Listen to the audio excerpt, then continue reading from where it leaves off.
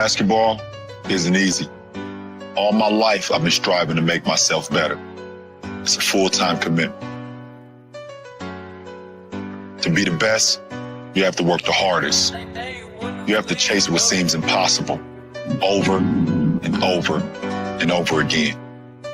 Because giving up, it's not an option. Haters been counting me out, I'm counting my views and loading my clicks. You say my name, you on the list. I'm checking them twice and I'm cooking them quick. Real takes is dying, the fake ones is lit. YouTube is off balance, so I'm back on my itch. St. Louis dirty, big art, sports dirty. That's how I like you all on my itch. I won't take a sip, I'm hitting blunts whenever it's lit. Not popping no pills, but do as you wish. I roll with the winners, I love them to death. I got a few friends, not all of them rich. What good is the channels, my brothers is broke. What good is the panels, my dogs can't sit. I'm on my mission, that's why I can't quit. Just like LeBron, get my niggas no chips. Just put the G-Shock back on my wrist. These shoes came with Weezy, he gave me a gift. Back when YouTube hosts praying like this. They act like the legends cannot coexist, but I never beef with a streamer for nothing. If I spoke of YouTube, it's gonna be legit. It won't be for clicks, it won't be for fame. See to the OGs, I'm thanking you now. Was watching YouTube, you was paving the ground. Got my own cadence, I got my own style. I studied the greats, I'm the greatest right now. If you don't fuck with me, you ain't got a choice. Did my own thing, still made all that noise. I had to be different, I met my intentions. Now big on sports, got a voice.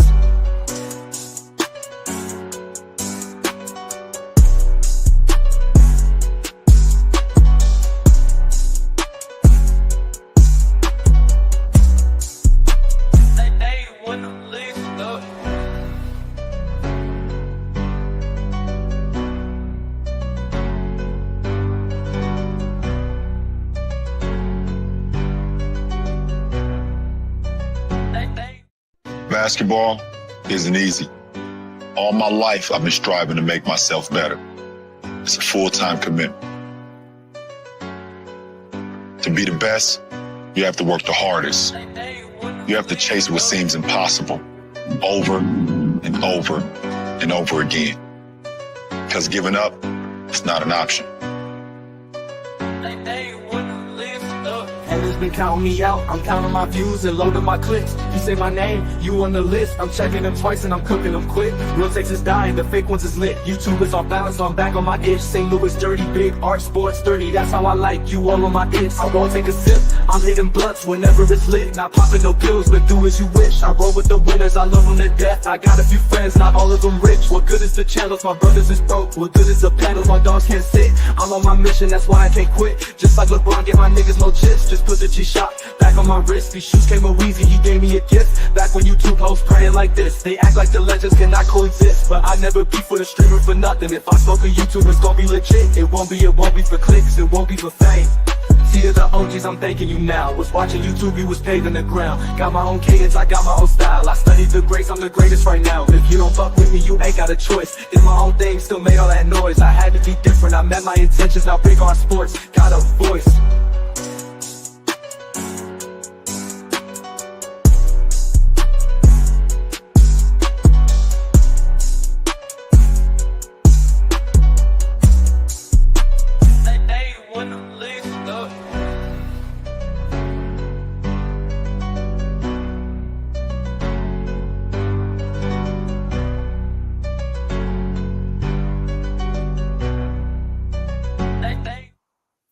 What's good? What's good, everybody? It's your boy Big R. Welcome back to Big R Sports. We in the building.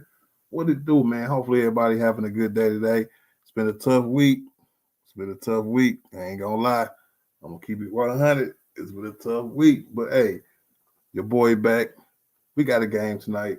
It's the Lakers versus the Trailblazers. We better win tonight, man. We got to get this dub. You got to change the energy in the room. You got to do something, man. Hey, we lose tonight, bro. The sky gonna fall. It's gonna be over, y'all. It's crazy. Trae Young hit us with a dagger the last game. A lot of ups, a lot of downs. We have no depth on this team. A lot of inconsistencies from the stars. Just lack of focus, man. It's been a tough week. But your boy been paying attention, been listening. It's a lot of talk going around. Trade talk, blow it up, start over, go all in. It's the front office fault. It's AD fault. It's Brian's fault. It's the role players' fault. I want to know what y'all think today, man. We're going to get into what y'all think. I'm going to tell y'all what I think, of course. Of course, you know what I'm saying, but y'all first. I want to know what y'all think, man. What the hell is going on with the Lakers? What is going on? What is happening? The Lakers right now can't catch a break. We cannot catch a break.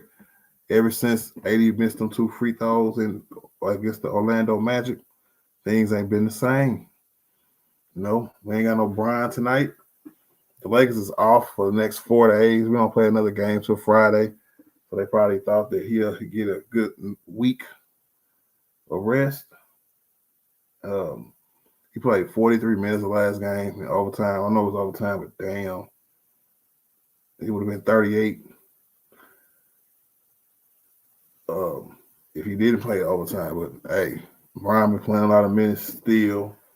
And it ain't look right, bro. This Lakers team, we are 1 game over 500, and we are going against a team that is 8-15, who has their own injury problems. We got star players out, role players out as well. We should win this game without Bron.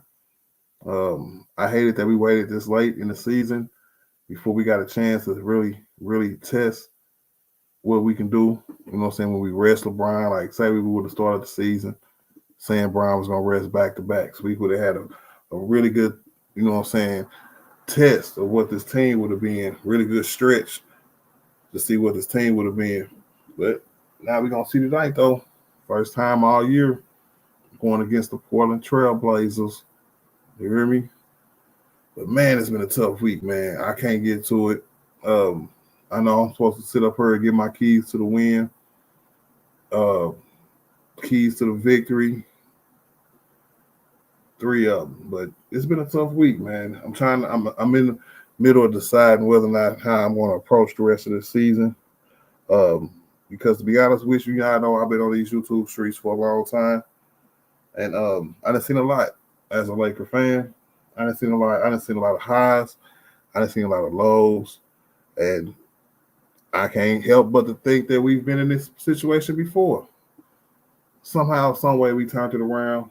So I don't want to be too early, but I don't want to be too late neither. You know what I'm saying? So real frustrating. So we looking at the game today. We got the Portland Trailblazers at the crib. LeBron James not playing. The start lineup is Gabe Vincent, Max Christie. Who else was it? Rory 80 and was it Connect? Probably Connect. But we gonna see what this lineup look like. He pretty much ain't got no choice. He still didn't go with D-Lo. He went with Gabe Vincent again. Gabe Vincent had his first 10-point game. And I told y'all, first time Gabe Vincent have a 10-point game, he's going to mark the turnaround of our season. So let's see what happens today. Let's see if we can have another masterclass game by 80 without the ending. And see if we can get this victory out today. All right, so the first key to the win, feed your best player. The second best player ain't playing today, so feed your best player over and over again. See if he can get you a win. So feed the beast no matter what. Because I know there's a lot of dissentment going on with AD right now. A lot of people, you know what I'm saying, F him, all this other trash, trade him, so on and so forth. But they playing the game right now. So in this game, get that nigga the ball all the time, every time. Side note, we might even see what's his name? Over Larry. Yes. He's active today. I just see that. But so we might see it. We might see the young man come in and see if he can catch fire real quick. Show us what else he can do. But we gonna see. We got to win this game somehow, some way. We can't lose to the Portland Trailblazers, y'all. We just can't. Key to the win number 2. I want to see what our perimeter defense looks like with Gabe Vincent and Max Christie starting at the guards. It's going to be interesting to see if it makes any difference. I know they got Simons and Shaden Sharp. So They got some fast guys. They're not good though. They're not really good. Simons is cool. Well, the other guy, he might have been a bust. But you know, they athletic players. So I want to see how Gabe and Max Christie hold up. They'll have to come to play today. Because Porter, 8-15, they beat a few good teams. So we come in, play down to their level. They definitely can take advantage and beat us today, even on the road. So we got to come through today and start playing with these guys. Because it seems like the only formula that's going to work is winning. The only drug that's going to work is winning.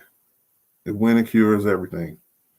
So if it's one of them situations, you know, we just got to take it game by game and see if we can turn this thing around, man. But knowing the Lakers as I know the Lakers, I know they're going to go ahead and wait till the trade deadline. So the wheels might have been fall off by the end. I done heard talk of trading Brian to Golden State. I done heard talk of trading AD to start a rebuild. And we can get to all of that today. You know what I'm saying? So it's gonna be crazy, man. It's gonna be crazy, bro. And I can't wait to hear how y'all be talking as soon as the game going on. It's gonna be crazy, bro. Because we winning, it's still gonna be a trade, everybody. Because I think the true colors of this team has been shown, but it's hard to say because it's still a long season. We only a third or fourth away from the season. We still got 3/4 of the season left. So, and a whole trade deadline. But you know the Lakers, man, might not even make no damn trades. So the key to the win number 3 for this game. When I was doing my research before the game, I heard that the Portland Trailblazers is a really good offensive rebounding team, and they score a lot of points off second chance points. So let's cut that out today. Let's get our rebounds. This team is a bad team, so when they want it done, let's make them want it done. Don't give them no second chance points today. Keep that low as possible, maybe 4 points. That's about it. We can't really get into it because if we play into their strengths, we play down to their level, we're going to lose this game. They at a disadvantage for injured players, but we are too. So come on, man. Let's see if this team can come out and win a game today. We need Rui to take more than 6 shots. Rui get on my nerves whenever he got a good field goal percentage. He act like he don't want to shoot no more, so he don't jig his field goal percentage or some BS like that because he like, I'm finna get paid. I'm a max player and all this other BS. So I want to see more than 6 shots from Rui for sure. D'Lo, do your thing off the bench, man. Start, wake up, show up, and show out. Who else coming off the bench? Cam Reddish. Oh, man, this team, man, we all knew this team was trash, bro. We all knew this team was trash, bro. Man, but we can get into that too today.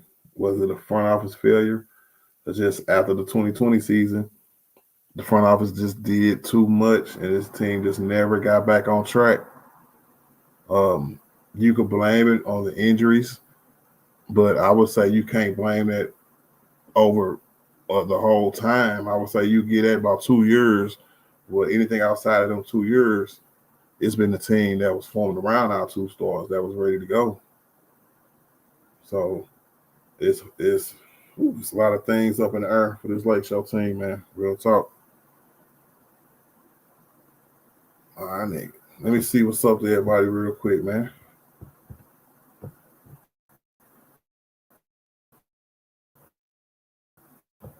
Let me go to the top.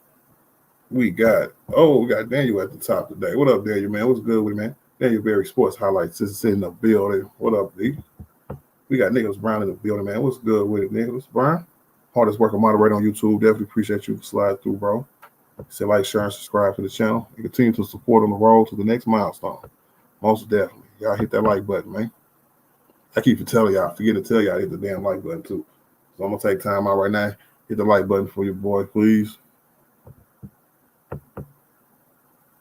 Like a fan for life. What to do, my G? He said, we lose the Portland, it's over. Yeah. I can't say nothing, bro. Can't say nothing, man. This is, I don't know what was worse. Let me know in the chat while I'm scrolling down, man. The 2-10 start when Darvin Ham first got hired, or the skid we went on after we won the in-season tournament, or what we're going through right now. Which one was worse? I'm gonna say it one more time. What we're going through right now, that skid we went through after the in-season tournament, or starting the season off 2-10. I'm gonna say what we're going through now, because it's a lot that can be said what's going down right now. Man, because if it is the end, and anybody who know me heard me say this before, I'm just happy to see the end of LeBron's career.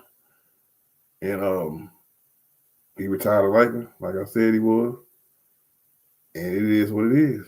I don't know at what point, and it might be to a man, like to each his own. It might be one of them situations where when you start changing from worrying about how the team gonna be and what your expectations is of the team to being like, well, damn, if we can't win nothing, then this Brian might be Brian last year.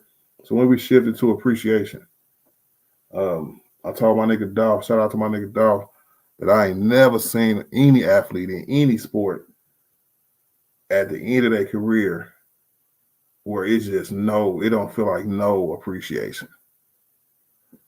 Every legend gets it. Every old player, even Jerry Rice, when he was in Seattle and Oakland, all them old Azures he played in, everybody, bro, was just appreciative that he was still productive at a certain age. Be damn expectations, because it's not like this team, anybody seriously thought this team could win a title. We might have wanted to as fans. We still do. Right? But we all knew trades were needed. This team as is was not enough. So we a quarter through the season. People are calling for people's heads. You know, at what point do we just be like, it's gonna be more fun. It's gonna be people up here like, trade him here so he can try to get a 5th ring. I told y'all many streams ago, Brian is not gonna be in that ring chaser category. He's not. That's just what it is, y'all. He's not gonna put himself in that category of niggas who went to go chase rings. The GOAT should never be in that conversation, nigga. And that's why I was just like, if it's over, nigga, it's fucking over. He already to go. Let's enjoy seeing Brian, because in a minute, we might not see this nigga no more. Oh. Disruptor in the building. What it do, my G? Says, salute, Art. I look at the numbers. It's LeBron and JJ fault. LeBron ain't giving. That ain't nothing on defense. Yeah, but you can say that about everybody except AD, bro. This team defensively is very, very weak, especially on the perimeter, and it's worse than last year. And you know how bad we was last year. I can't call it this disruptor, bro, but I don't even know. I know we the same team, but I remember Taurean Prince. We had Taurean Prince last year. He in Milwaukee right now, killing it. I'm just saying. Don't shoot the messenger. You know what I'm saying? But we just let go of a lot of players over the years. That's why I can't wait to hear people argument. If it's JJ fault, like you said, disruptor, bro, I can see that too. Because if you're gonna hold Darvin Ham accountable, how you guys did for them 2 years, you gotta do the same thing with JJ. When the sky was falling, when we was 2-10, that's when the people started calling for his job already. I even heard people say, Mike Brown got fired after 3 weeks or so, whatever it was. You know what I'm saying? So I heard it, but now all of a sudden, if JJ Redick can't coach us out of a slump, then how good of a coach is he for real? If he can't coach us out of a slump, y'all, because that's a lot to do with coaching. And if a coach can't coach you out of a slump, then he really, really is not really a good coach at all. At least Darvin Ham coaches out of a slump where we'll go on some kind of, you know what I'm saying, turnaround. crazy, bro. I stopped casuals for fun. What it do, my G? What's good with it, man? So let's get this win today. Yeah, one by one, bro. One by one. We got 4 days off after this. I really hope we can get back to practicing and doing things to help us get better, bro. At least have us playing how we was playing before this skid we was on. We are 3-7 in our last 10. And what 7-3 in the 10 before that. So I just was like, this is crazy, bro. Disruptor said right now, hey, I feel you, bro. Right now, you can say a lot of different things. This thing can go in a lot of different directions.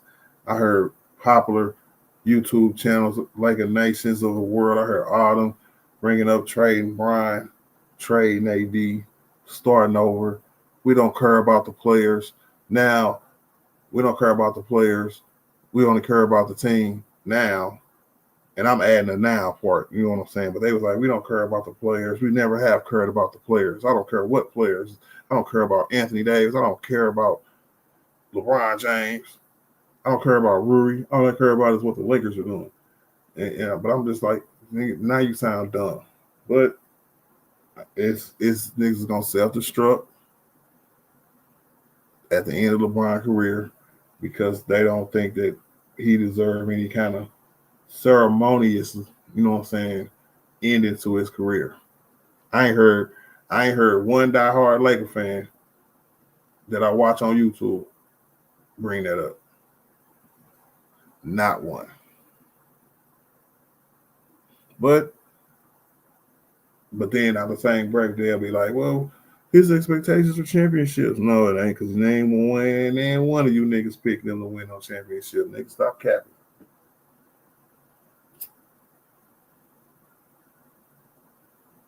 Niggas be capping, yo.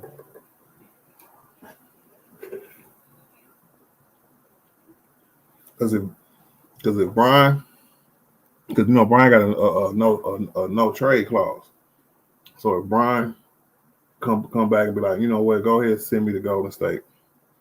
You know, the next phone call they're gonna get is gonna be Anthony Davis being like, yeah, you can trade me too. I don't see that happening, to be honest with y'all. I still think AD and LeBron is gonna play together to the end of LeBron's career. But after that, I'm not too sure now. You know, they ain't never did another AD for real the whole time he's been there. So I don't know what the front office is going to do, what they're going to do. All of a sudden stop failing now because Brian retired. I don't think that's how it works. I think that these front office failures that's been happening over these years is like maybe once Brian retired, AD's probably like, yeah, you can go ahead and trade me now. That's the only way I see them two. Either one of them leaving LA. Brian retiring there, and AD was like, all right, I'm done. I don't want to be here no more. I mean, and can we not have 20 damn turnovers today, y'all? Damn. You got to keep them turnovers down, bro.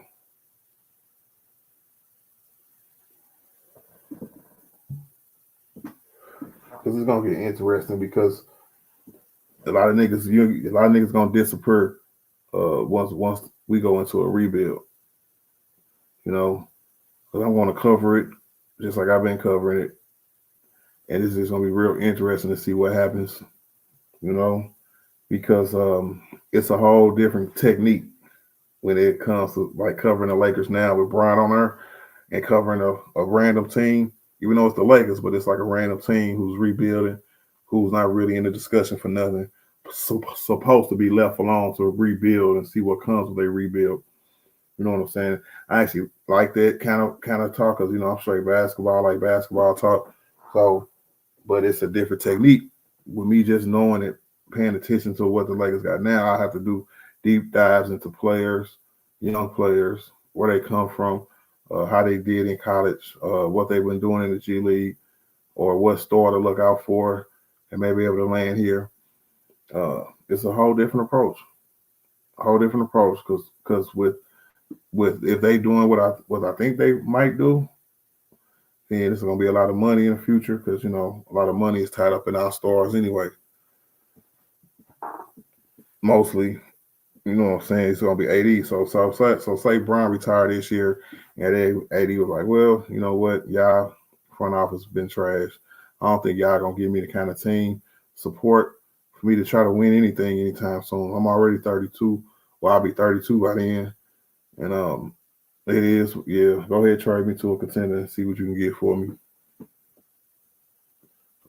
And I wouldn't even be mad at them because the front office failed them. And the Laker fans, you know what I'm saying? I ain't gonna say all of them, but most of them, you know what I'm saying, act like they don't even like dude. So it is what it is. So the fans don't mess with you.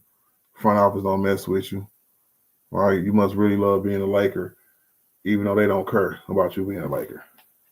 It's crazy, bro. It's crazy. Some people think about franchises. Some people think about players. Some people think about it together.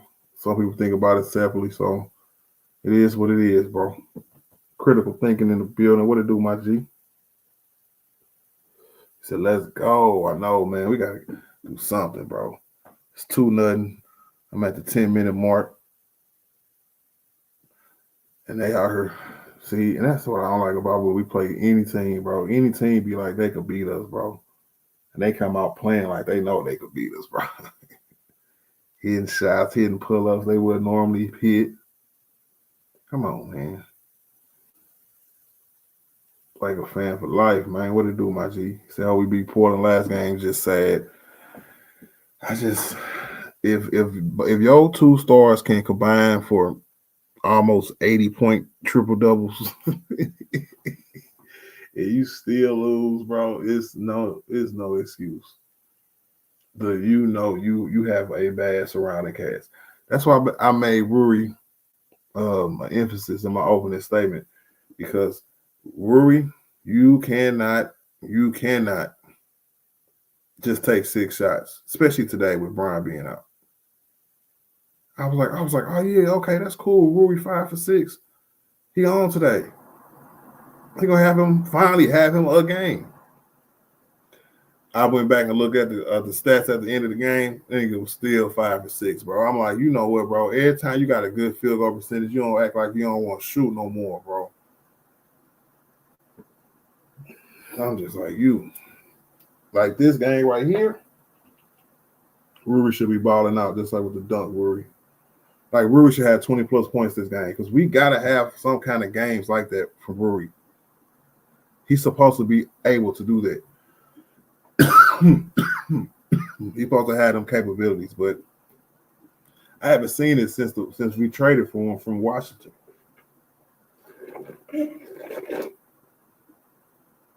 When we had that nice turnaround after that 2-10 start. And we got traded for Rui. Rui was having 20-point games. Yeah, I remember the last time Rui had a 20-point game. Nope. Because me neither.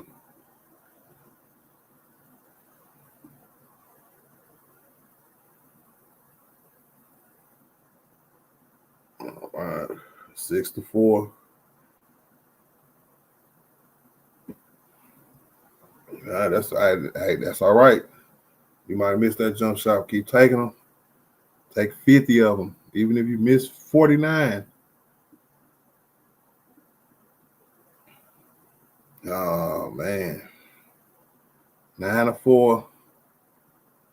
Portland is just, man, a Laker fan for life, bro. You said it, bro. If we lose today, it's your fault, bro. You said if you lose, it's over.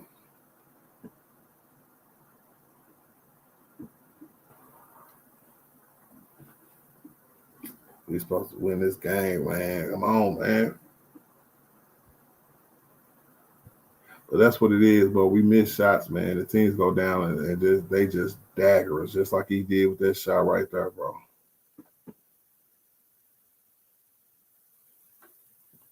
But you know what? It is what it is, man.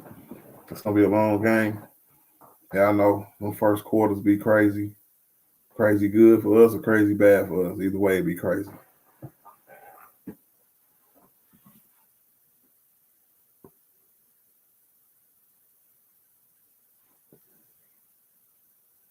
Almost turned it over.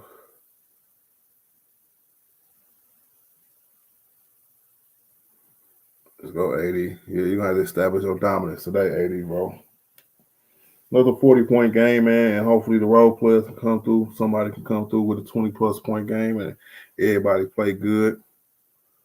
Take advantage of their misses.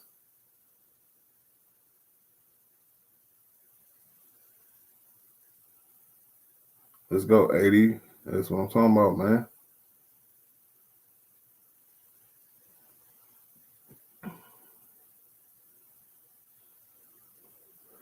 It seemed like he got comfortable a little bit with dribbling the ball up the court and initiating the offense itself. And nobody stops him. Then he go to the rim every time. I wish you would have did that against Denver.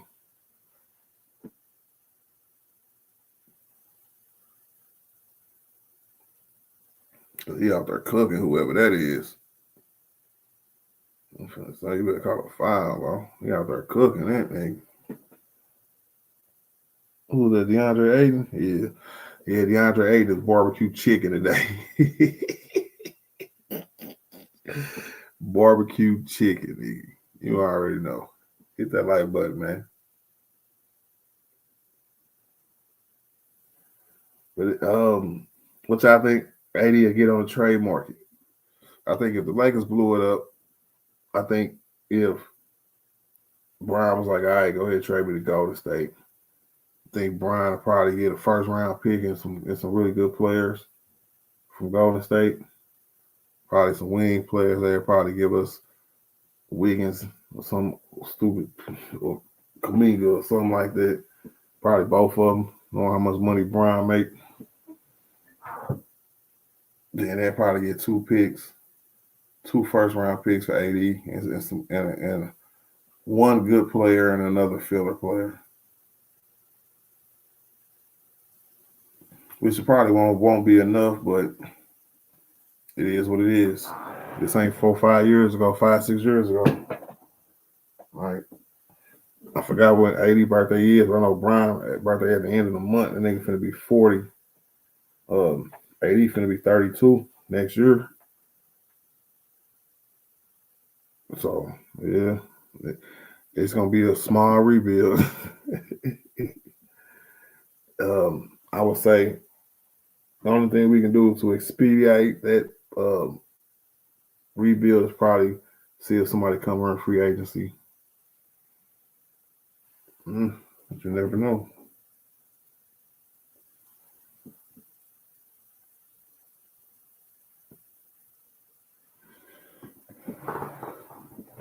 But we see how we gonna play today. It seems like they're gonna be able to get their shots off because our defense is still trash. And Eddie gonna have a 50-point game for us to win. No blemishes, no mistakes at the end, nothing. All for a win we were supposed to have any damn way. I don't know, y'all. This thing gonna be crazy, bro. Let me know in the chat, bro. Anybody think it's gonna be a turnaround? Anybody see a turnaround? I said earlier, bro. Y'all know the things we've been through. I studied them out the 3 things. We came back from all of them. Either made the Western Conference Finals or made the playoffs or something like that.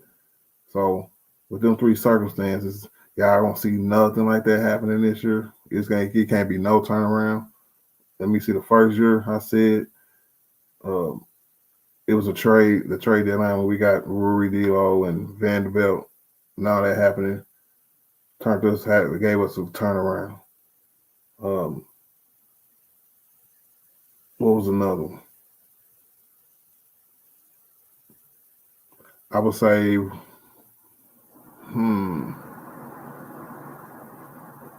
I would say last year, maybe making the playoffs, most definitely for sure. I know y'all hate Darvin Ham though.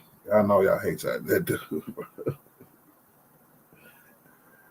But made the playoffs. Niggas don't even think we gonna make the playoffs this year, bro. That's crazy. I think we ought to. So no turnarounds, huh? Let's go, 80.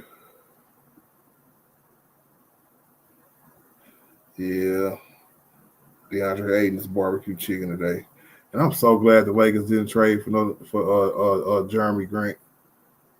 Jeremy Grant wouldn't have been a good player on this team. He would have been like a little, I don't know, probably like Torrey Prince, but not as a good shooter though, not as a good shooter.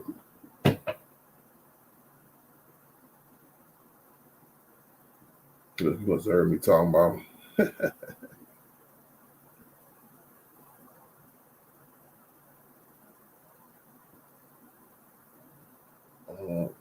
Yep, every time. Jab, step, jab, step.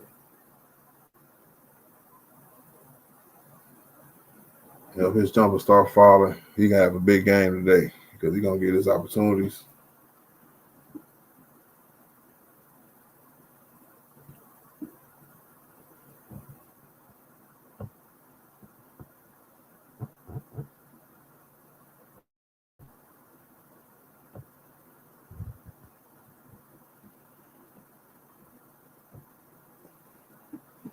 All right. We start off the game just probably how I thought we would, especially without Brian. But can't let these young guys get us like we tend to do. That's a good block right there. Good save. Come on, man. Get some score. Courtney Joe, what it do, man? He said, no, sir, but I love LeBron, second best player behind MJ. I respect the game, his heart, and his basketball IQ. That's what's up. That's how it's supposed to be, man. Courtney Lee. And some people going to get it too, man. You know, you can't win them all. And everybody knew the end was going to be here eventually.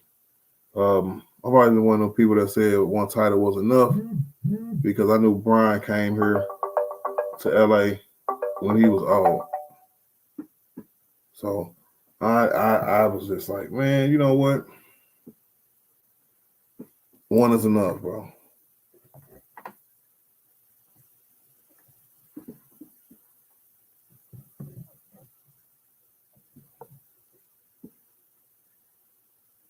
He said, what up, Gravy, man? What it do, my G? He said, I'll trade 80 for Banchero and picks. Let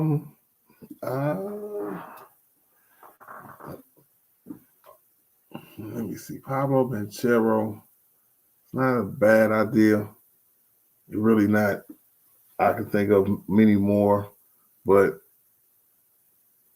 I don't think Orlando will want to do that. And I think that makes me probably say, yeah, if your mind is on rebuilding, right, you have to think about rebuilding with a young player.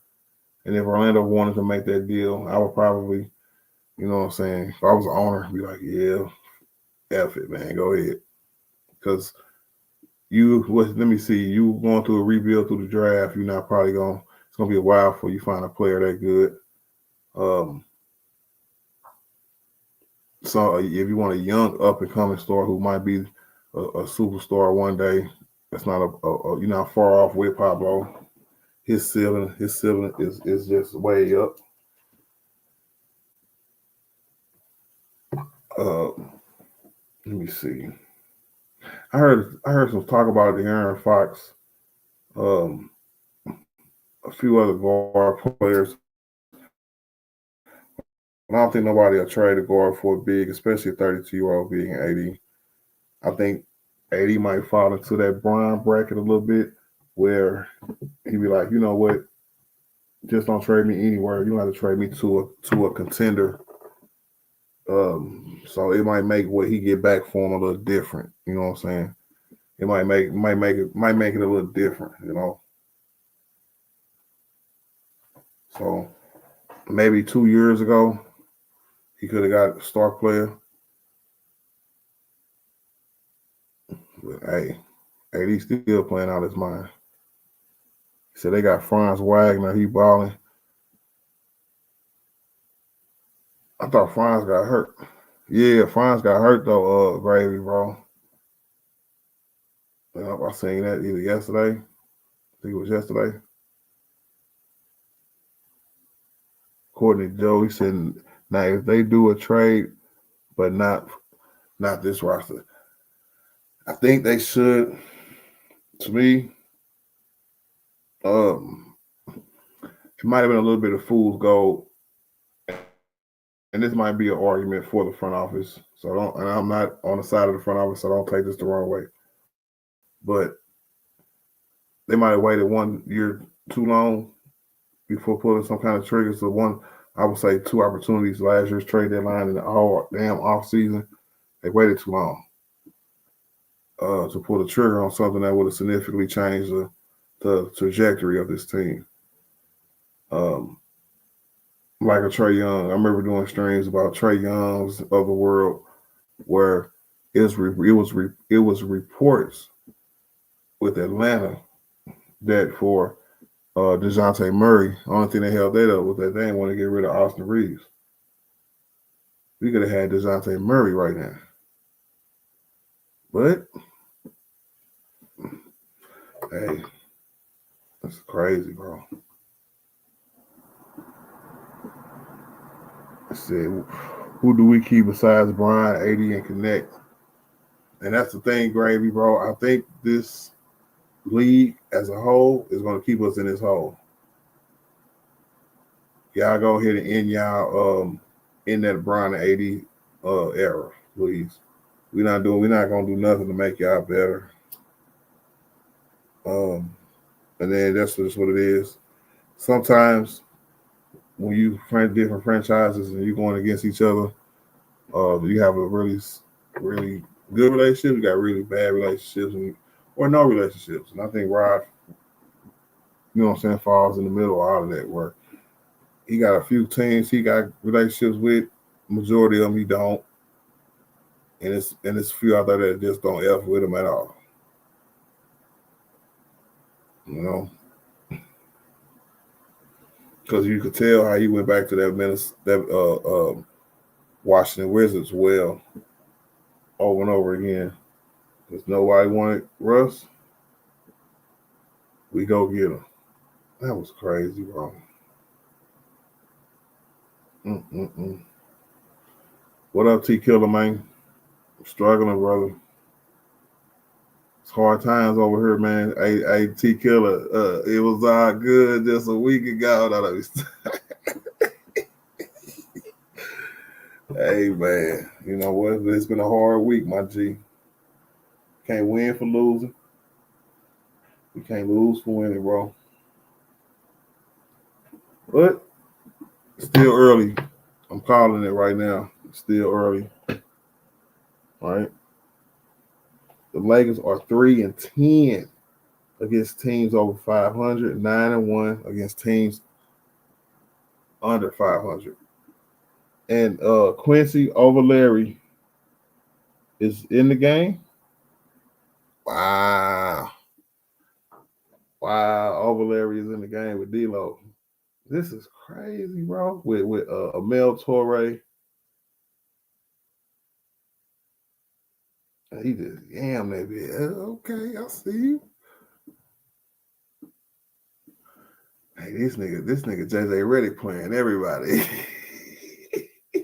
We gonna see Brody too. I think they playing Amel Torre because he a big wing. Or he masquerade as like a big, but he really, you know what I'm saying, the size of a big wing player. So if he can move his feet and play some defense, he ain't gonna be useless. I have to put it like that.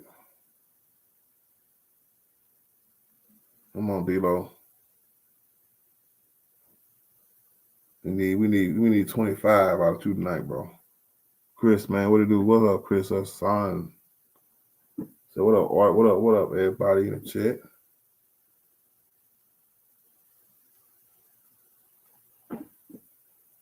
The Lakers only shooting 36% from the field. That is crazy.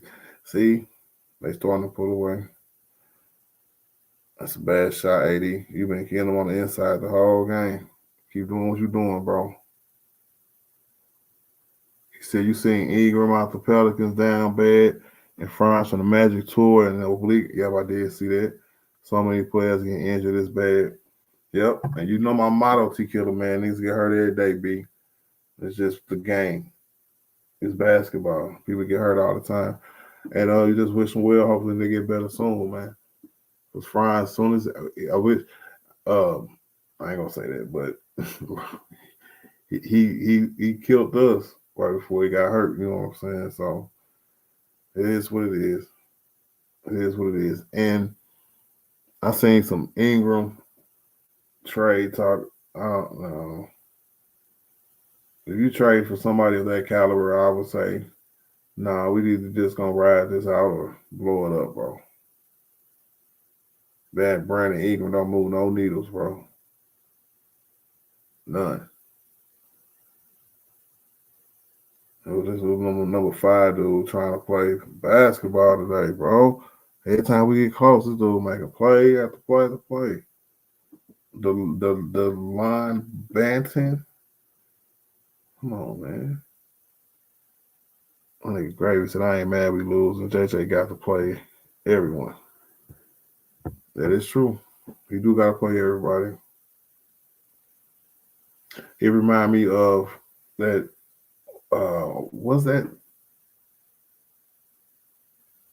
Frank Vogel last year when we had everybody on the squad, bro, where it was niggas like Trevor Reza, Carmelo.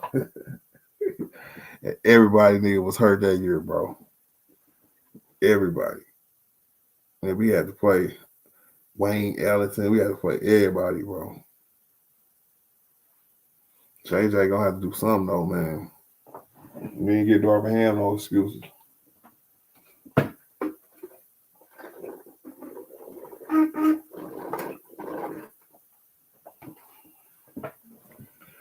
Cause y'all know Darvin Ham had niggas got hurt too. Lando, Rui,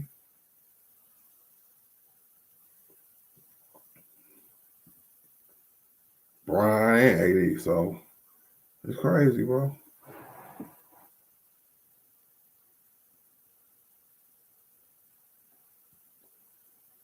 All right, hit your free throws. Let's go. Hoodie Walker in the building, man. What do you do, my G? He said this team plays no defense. I definitely agree. This team don't play no defense. They make it to the rim. They got to make a good shot, contested shot with 080. You know, yep, pretty much. T Killer, man. Says you right. That is NBA basketball, but damn, a lot of these dudes getting hurt early. Yep.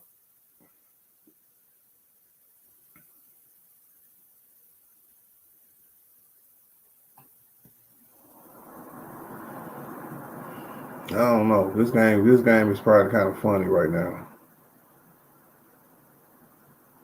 That first quarter looked pretty good at times, but AD gonna have to be more efficient. What is he, 5 for 11? That's not too bad. He was just being aggressive in the first quarter, which is fine.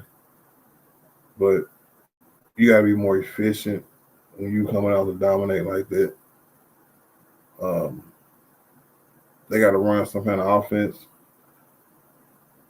This is the first time these guys probably played together ever in their life. I don't want to be too harsh on nobody because we playing with G Leaguers today. Let that sink in. We playing with G Leaguers today. So for whatever that's worth, that's, oh my God, we playing with G Leaguers today. That is incredible. But it just shows the lack of execution from the front office and not getting a substantial roster around your 2 stars. Epic failure.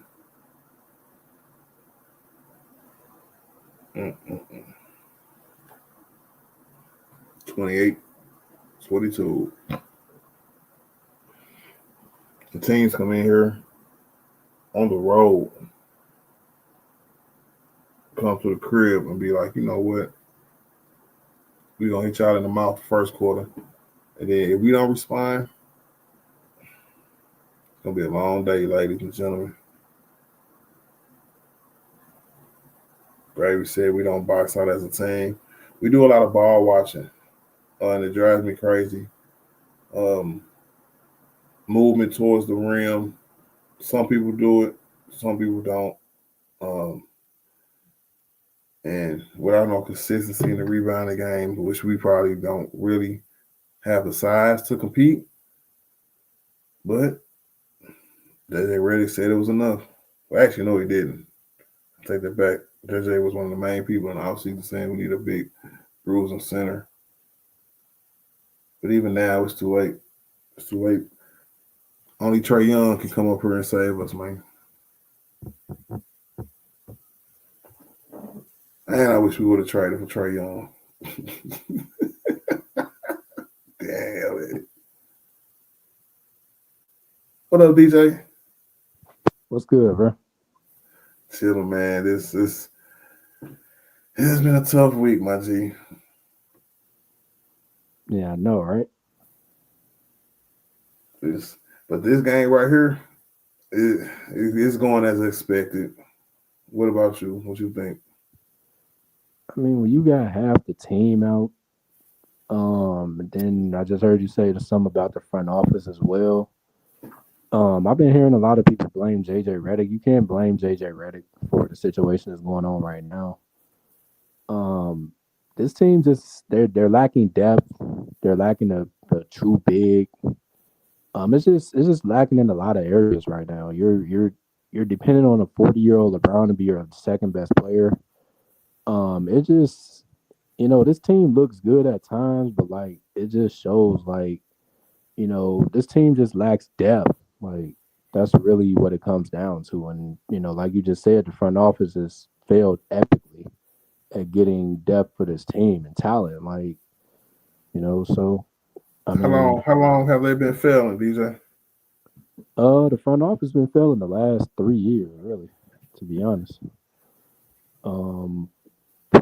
Probably really, yeah, about the last 3 years. So, I mean, really, yeah, 21, 22, 23, 20, the last 4, actually. Do you see any turnaround in this season? Because I said earlier in the stream, we've been through a lot. We went through starting 2-10, being in the 13th seed, coming back, being a 7th seed, playing horrible basketball after the in-season tournament, then playing like 25 and 10 or 11 to end the season that year or last year. So, you don't see no turnaround? I mean, it's possible, but in order for a turnaround to happen, for one, your team got to be on the court. You can't have half your roster not on the court. I mean, if the roster was healthy, sure. But if your roster is going to continue to be not healthy, and we already lack depth as it is, we lack talent, we lack explosiveness. Like we just lack in a lot of areas. So it's possible. Is it likely? Okay, so what about when we had more players? Because just for this particular game right here, but before this, we already was just Vanderbilt and Christian. You know what I'm saying? Christian Woods. So Austin got hurt. We was sucking before then too. Yeah, I mean that's what I'm saying. It's just like I said, this team just lacks talent and lacks depth. The big man's been a problem the last 3 years, really 4. So it's just this front office, man. Rob Pelinka got to answer for something, bro. Like he just can't go unscathed in this situation. I feel like they got the right coach. That's not an issue for me. Like it's everything else. The roster, really, that's a big issue. So it's the same roster we had last year, though. Is it? It's not exactly the same roster. It's everything except Torian Prince. It's exactly the same. And then but you got Christian Wood ain't played in 2 years. Now half of that is Darvin But Sam. neither has Vanderbilt. And I was just finna get to him too. Like I said, these dudes just can't stay on the basketball court, man. I mean, what can JJ Redick do in that situation? Probably the same thing that Darvin Ham could do in that situation. I mean, but Darvin Ham had more. But so Christian Wood was Chris. Like, how long was Christian Wood out last year? Was he out he wasn't out that long, was he? He was just not playing, right? Christian Wood went out around the what's his name? No, was it the All-Star break? Because he got hurt or got into that situation he was in around the All-Star break. How long was he out? He ain't come back after the All-Star break. And see, that's what I'm saying. Like, it's just stuff like that, man. Like, but that's after the All-Star break, though. We went on a 23 and 20. I'm sorry, 25 and 11 run to end that season after he got hurt. You know what I'm saying? We was a better team last year. It was Vanderbilt been out. Darvin Ham made rotations and starting decisions because he had players injured in and out of the lineup, Brewery and other players, like I said earlier in the stream. I can be one of them people to assess blame on him because you have to be able to coach your team out of a slump. If you can't coach your team out of a slump and you have a downward spiral for a month, you're not a good coach, Pimpin. You literally might not even know what the fuck you're doing. Excuse my language. I mean, but to that point, though, I've seen great coaches have slumps as well. So, I mean, even that's going to happen sometimes in the 82-game season. You know, I understand what you're saying. I get it. You know, but at the same time, like, this roster is just, I don't know what the front office is doing. You know, like I say, if LeBron James is your second best player at age 40, we probably underestimated the problems from the get-go. So, it's just bad at the moment, like, you know, so. I you know me, I'm gonna be holistic about it. We can start from the top and work my way to the bottom. Oh, of course, because it's crazy. It's blame within it all because they all involved in it. My nigga Bang, what it do, Bang? What it do, my G? He said, what up, boy? He said they don't need Brian. Man, I know it's 35-27. I know, man, they saying trade Brian to Golden State. I heard that, bro. But you know what? It ain't never gonna happen. I told you, bro. We either gonna be here or we ain't gonna be nowhere. What you think about all that talk going on right now, man? I heard them talking about blowing it up. Just how and I'm talking about the general feel from Laker fans, basketball fans, Bron fans, from everybody. This is like the most serious I've heard this kind of tone about trading Bron, trading AD, blowing it up and starting over. I mean, okay, so if you start over, who are you starting over with? I mean, you're just in the rebuild mode. You get what you can get. What's that big white dude name? Brian Windhorst was like trading to Golden State.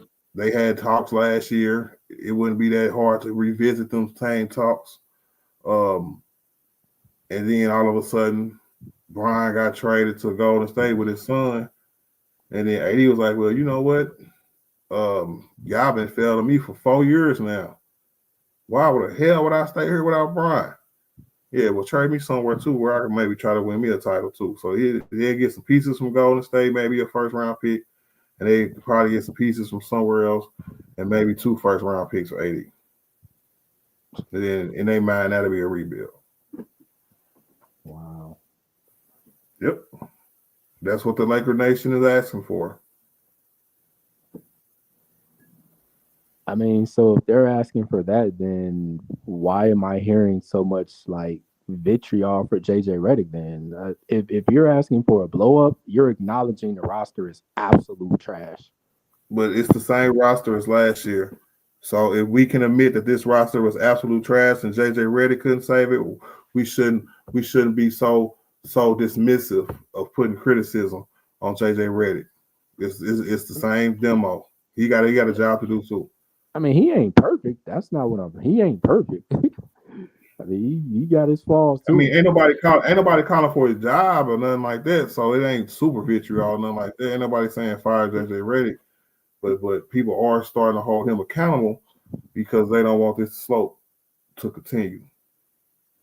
Yeah, I understand that part. Yeah. So For sure. yeah, What up, Bang, my nigga? What it do, man? it's good, man. What's up with it, my nigga? My nigga, man. How you doing, man? Hey man, I'm making it. You dig? Hey, Yeah.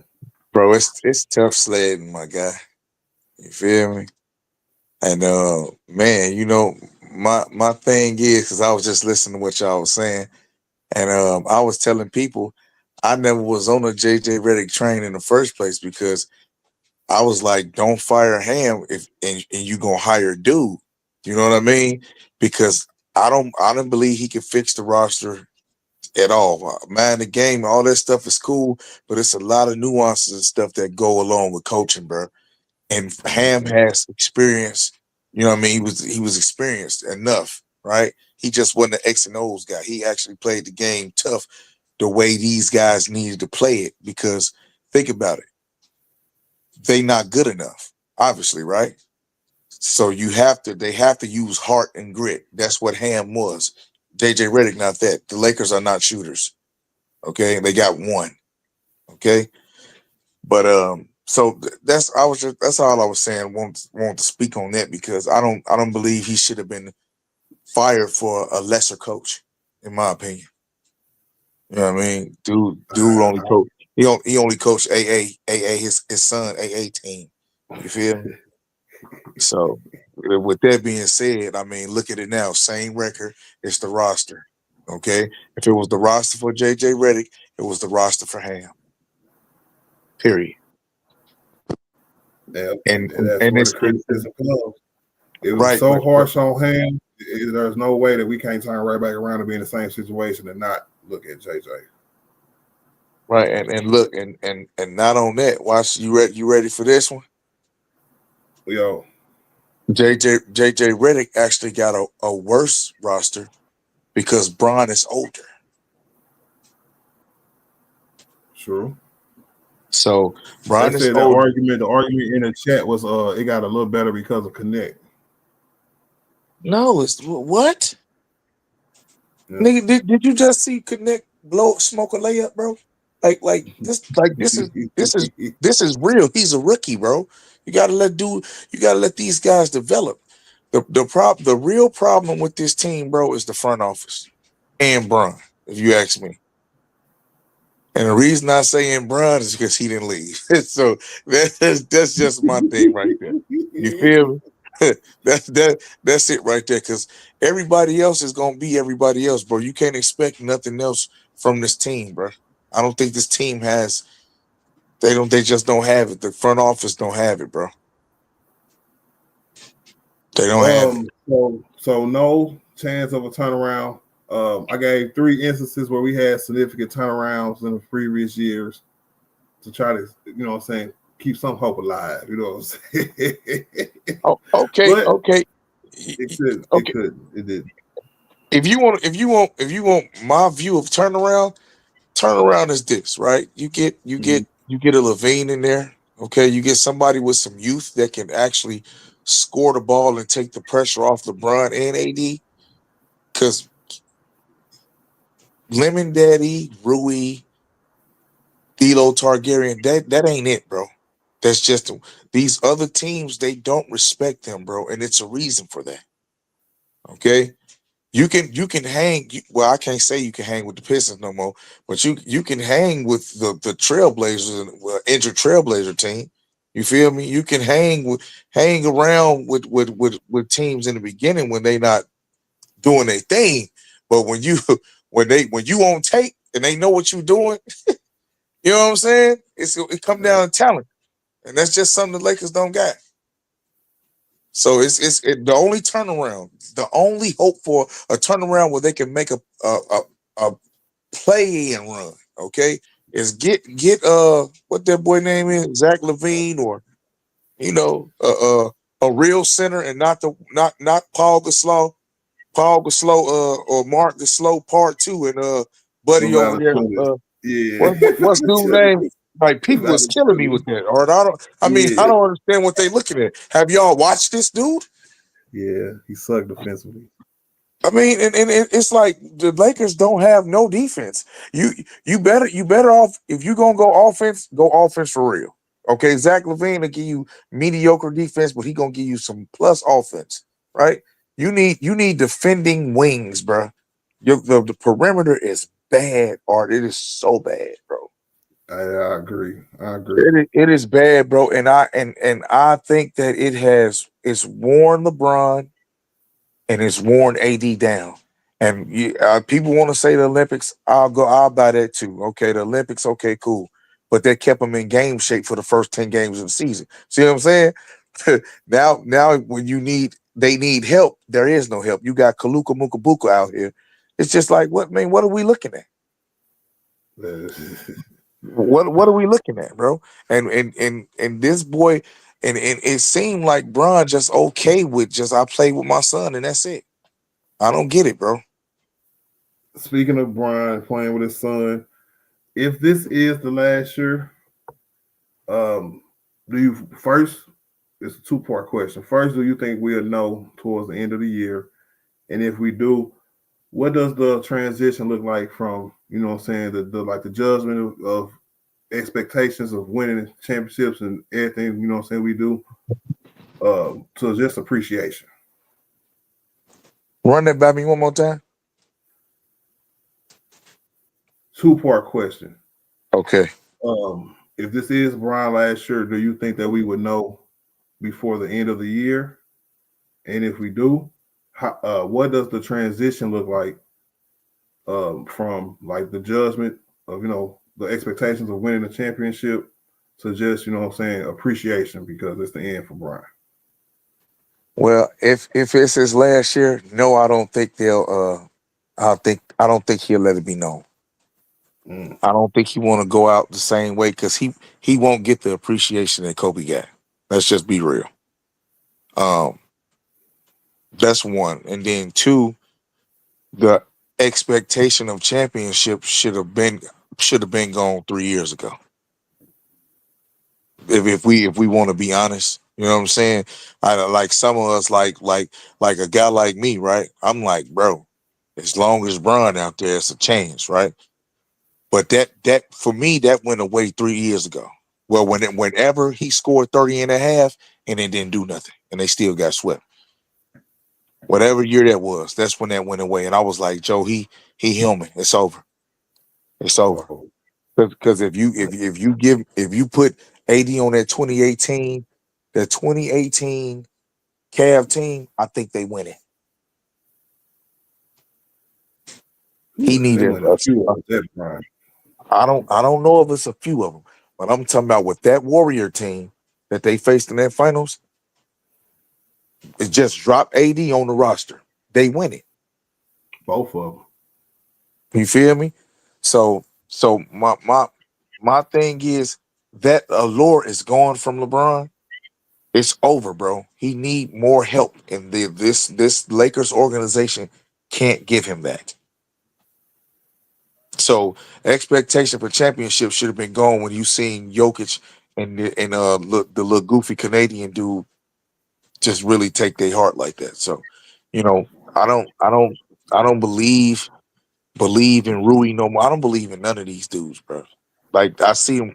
It started in the playoffs. For some reason, they just start smoking layups and just nervous, and it's like they do it all the time now. That first year, maybe it was luck, because then nobody know they was coming. You know what I'm saying? But it seemed like since everybody got prepared for them, the Lakers ain't had no chance. So, I want to get both of y'all prediction real quick. what does the end look like? You know what I'm saying? I want to know, is it this year? Press conference is over, and what does the Lakers do after that? AD asked for a trade because he like, y'all ain't never did shit for me, so I'm out. Do he stay there? Like I wouldn't if I was him, but hey, I'm gonna tell you right now. I'm gonna tell you right now, right? I'm doing a stream on that tomorrow. I think AD acts out when LeBron retired this year. I think he acts out and Bron, what it looked like with Bron retiring. I think that the end looks like this. He the GOAT. He did it. He played till he was 40. That's it. There's nothing wrong with that, bro. He enjoyed the game. He played with his son. That's what his walk off in the sunset moment was, playing with his son, bro. Ain't nothing wrong with that. nope. Nothing wrong in my opinion. And as far as AD, go to Chicago or something. Go somewhere and just finish out your career, bro. That's it. And then and that's it. I mean, I literally don't care what the Lakers do after them. Because I mean, what like Brian gone that next year is no guarantee somebody gonna come there to be a star guard who can carry. And if they ain't if he ain't got no faith in them, man, trade me to a contender. Get me up out of there. He deserves a chance to win the title, bro. I mean, you're gonna have to break the bank to get him, though. Art. Do you Nope. think AD's do you think he a break the bank player? Yeah, I don't think they will have to give them as much as they got for him in 2020. Earlier in the stream, I said 2 first-round picks, a good player, and a filler player for money. Ooh, that's why. So he won't. They won't be able to trade him for that. Because you got to think, AD gonna be 32. His injury history, and you have the pieces that you're gonna have to give up on your team if you want to contend for a title. You know he can't lead you to a championship. Him being the leader. But when he's being shopped around the league, it's going to be a team that's going to be like, well, damn, if we put Anthony Davis on this team, it won't be Anthony Davis for leading them to a championship. It'll be Anthony Davis getting them niggas over a hump.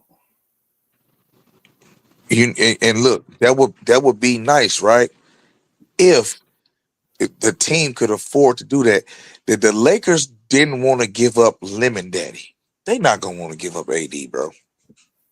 Hey man, Lakers Nation talking about blowing it up. They ready, bro.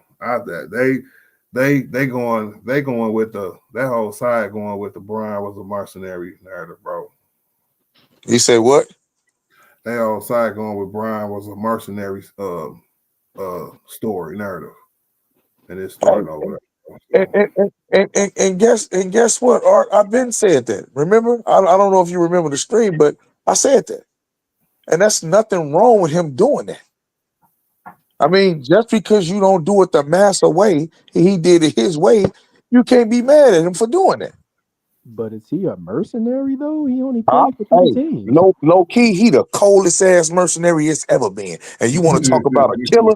Think about it. You want to talk about a cold-blooded killer? Man, I'm gonna go here and win Finals MVP for 3 franchises. Ain't nobody ever did that. Only I did that. You feel me? This dude got the coldest career ever, dog, and it's undisputed, man. Sorry. I just I was like, what am I hearing? And then all of a sudden they like, we don't care about Brian. We don't care about AD. We don't care about none of the players. You know what I'm saying? We can blow it up. I'm just like, these niggas is tweaking. Bart, what did I tell you though, bro? He shouldn't have never came here, bro. He should have never came to the Lakers, bro. On everything I love, I swear to God, I really would have wish he would have went to New York. Because guess what? If New York would have won that bubble championship, they'll hold that nigga in high regard, bro, because it's a real championship. These dudes right here, I seen him arguing with a fan literally the other day. He was like, man, he was like, didn't I bring you one? He was like, yeah, a bubble championship. How about getting us a real one? That's what the Laker fan said to this dude, bro. If I'm him, I'm not Joe. I couldn't take it. I couldn't take it. I couldn't take it. Oh man, I couldn't take it, bro. And I'm like, that's how you're looked at. You're looked at it because, and it was something said that was real prevalent, right? Real prevalent to me that resonated with me. That was tough, right? Gilbert Arenas said, shout out to Gilbert Arenas, but he said that LeBron James had a man on TV. Jordan never had a man on TV that was dissing him every day. That was dissing him. He said, you said something wrong about Michael Jordan, you lost your paper job, your paper writer job. It's a big difference, bro. It's a big difference. There wasn't nobody there to poke holes in Jordan game from start to finish. It's a reason for that though, but I think we all know what it is though. Hey man, whatever the reason is, bro, it's just crazy to me, bro. If AD go to the Hornets, I think the Hornets would be they'll be a champ, not a championship, but they'll be definitely a playoff team. There will be definitely a playoff team. Because him you and LaMelo can't, be like, and then the other guy too, the Miles guy, whatever dude name, them dude, they got some players over there. They got in the East, that'll be there. They easily top 5 in the East for sure. I'm trying to think of teams too, because you know, Bang, I always been like they were both. I still think Bron gonna retire a Laker, but the one thing I did change my opinion on was AD after Bron retired. The literal fact of just how this season turned out and how this roster it looked like it was screaming for some kind of movement, some kind of change, some kind of trade, bro. From last year, always off season to now. They ain't ever did nothing for dude, so it's time. It'll be time, bro. So I was like, yeah, if AD up out the Lakers, bro, I'll just have to salute, be like, hey, as long as y'all don't beat us, you know what I'm saying, go on somewhere. Just like with Brian. Brian go to Golden State, man. I tip my hat, bro. Still my favorite player. But as long as y'all don't beat us, we good, nigga. I'm gonna tell you something. If when he lead the Lakers, I'm only reporting on what he do, bro. Golden State. And see, I really hate that fact that you said that. I know that he won't go there because old boy already nipped it in the bud. The aged guy, the little black dude, whatever his name is, the clutch guy. He nipped it. He nipped it in the bud already. I covered the story and everything. He nipped it in the bud. The problem I got with LeBron is he actually staying here, bro. Like retiring here. It really make me sick to my stomach to look out on the floor and see the body bumper literally just foul dude at the end of the half thing. Like a dude is on the floor. You put oh my God. I've been watching the game too, listening and watching the game. I'm talking about just like in the last quarter and a half. I'm not gonna lie. And I know that I'm watching it too. I know that that JJ Redick has to play this dude because they're so thin, bro. Everybody, they all broke up, right? So when you look at it, how's the Quincy guy doing for you? Everybody, oh, he's better than Bronny. Bring Quincy up there. He a dog. I say it's real different when it's not a preseason game, bro. Like you got to realize what's going on. Everybody even the worst teams are not G League teams, bro. You have to realize that everybody got talent on these rosters. And this dude, he salivate over Curry so much. I wouldn't even want him on my roster, bro. Man, we played all G League players today. Hey, and look, it's working. Yeah, it's working. And I'm looking at Cam and see. I really thought Cam was hurt the last time I watched him, but he looked better now. It might be that they be road sick, bro, because they be looking bad on the road, Joe. Yeah, I don't know, man. It just seemed like mistakes. Like in football, when I say turnovers, you know what I'm saying, can compile into more turnovers. You know what I'm saying? Because it gets stuck in your head. I think since AD missed them 2 free throws, it's just the karma around the team just been messed up, bro. And it's just we can't get right. No, hey, I'm gonna tell you, I think something going on when it come. Only when I see Austin Reeves on the court with Bron and AD. It's some going on there in my opinion because it looks wrong. Okay, D'Lo, we already know D'Lo Targaryen don't care. He plays like he don't give a dang about nothing. Okay, about nothing, bro. He shouldn't be on the team. Okay, and then Austin Reeves, for some odd reason, he feels he can look off AD and Bron even more now. Like this dude took a step back three from the damn half court in the clutch game in the clutch time of the game with Bron and AD on the floor. You know what, bro? I don't care. I don't care anymore. I just don't. I don't. Because there's eight. You don't have that much of a green light unless you getting that from the owner themselves. We need Austin Reeves though. Need them to do what? We need him to start and give us the 18 points a game that he's giving us, bro. For You know, real. hey, you right. I look. I ain't. Any team that loses a starter, you know, most definitely is going to affect the team and how the team play. These last 2 or 3 games, we looked really bad. And at our best is when he's at his best, and the rest of the team's at their best. Austin ain't as bad as you niggas making him out to be. We just need probably somebody better. Man, I don't know why Bron. I don't know why Bron won't retire from this team, bro. I really hope an injury happen and he don't. And he can't come back. Oh man. Because I mean, because I'm gonna tell you, Go Jack I'm to gonna, him, bro. I'm gonna look. Because I'm gonna tell you something, bro. Like, and that's personal for me, right? Because I dislike this team a lot. I really dislike this team. The organization, the franchise, everything about, even the colors make me sick looking at the floor. Like it's really that bad now. I feel like it's a total sabotage, and the fans are so disrespectful. They said that they rather keep they rather would have kept the talent, the Ingrams of the world, the Bobby Lashley or whatever. What's dude that went to the Knicks, the Purdue boys, whatever that Bart Starr. What is dude name? Josh Uh, Hart.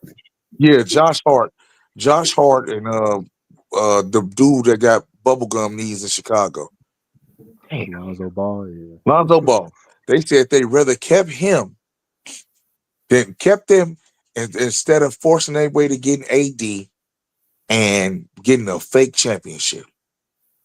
Bro, oh my God. That's the minority though, right? You know, the majority know that the Lakers won that trade the moment it happened. I mean, even now, the Lakers had to come out and make a statement. We don't want Ingram. Why would they go back and get dude? Now that's it's trade talk. It's trade time, baby. Let's go. Talk about everybody. Zion, Brandon Ingram, anybody who they could put a name to a team and a team to a name, bro. You know what I'm saying? They're just, it's that time of year. Hey All they man, do. So hey something happens. that that's crazy. And I know December 15th coming up real fast. It's actually next week, low key. But you got to be real with yourself. The Lakers not making no moves, dog. Since when do they make moves? How many years we seen this team? 4 now. I would say they do make moves, and I would say the majority of the moves that they made has not been beneficial. I would say that they made a few that was. Nobody. I remind people this all the time, and then I'm gonna get to my halftime assessments. Nobody thought they'll move Russell Westbrook but we got them up out of here. So through our frustration, we know we might be pissed that they do what they don't, but we could wake up in a month and have a whole new different team like we did a couple of years ago. But the signs look like we might not do that. But this particular game right here, 59-45, 14-point lead at halftime for this particular game. DJ, let me get your halftime assessment, what you like, what you didn't like, and how this third quarter go play out, bro. Honestly, I ain't even watched the game.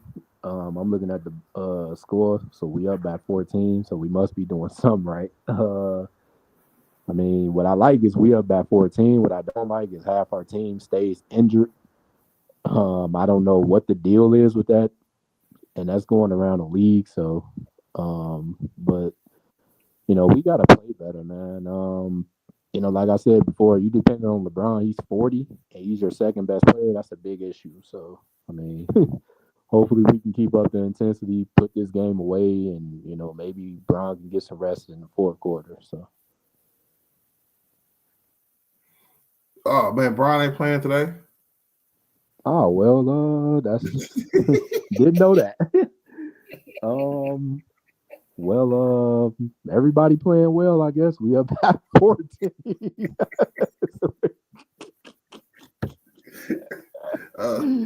So I ain't watching it, but I mean, we must be doing something right if we up at 14. So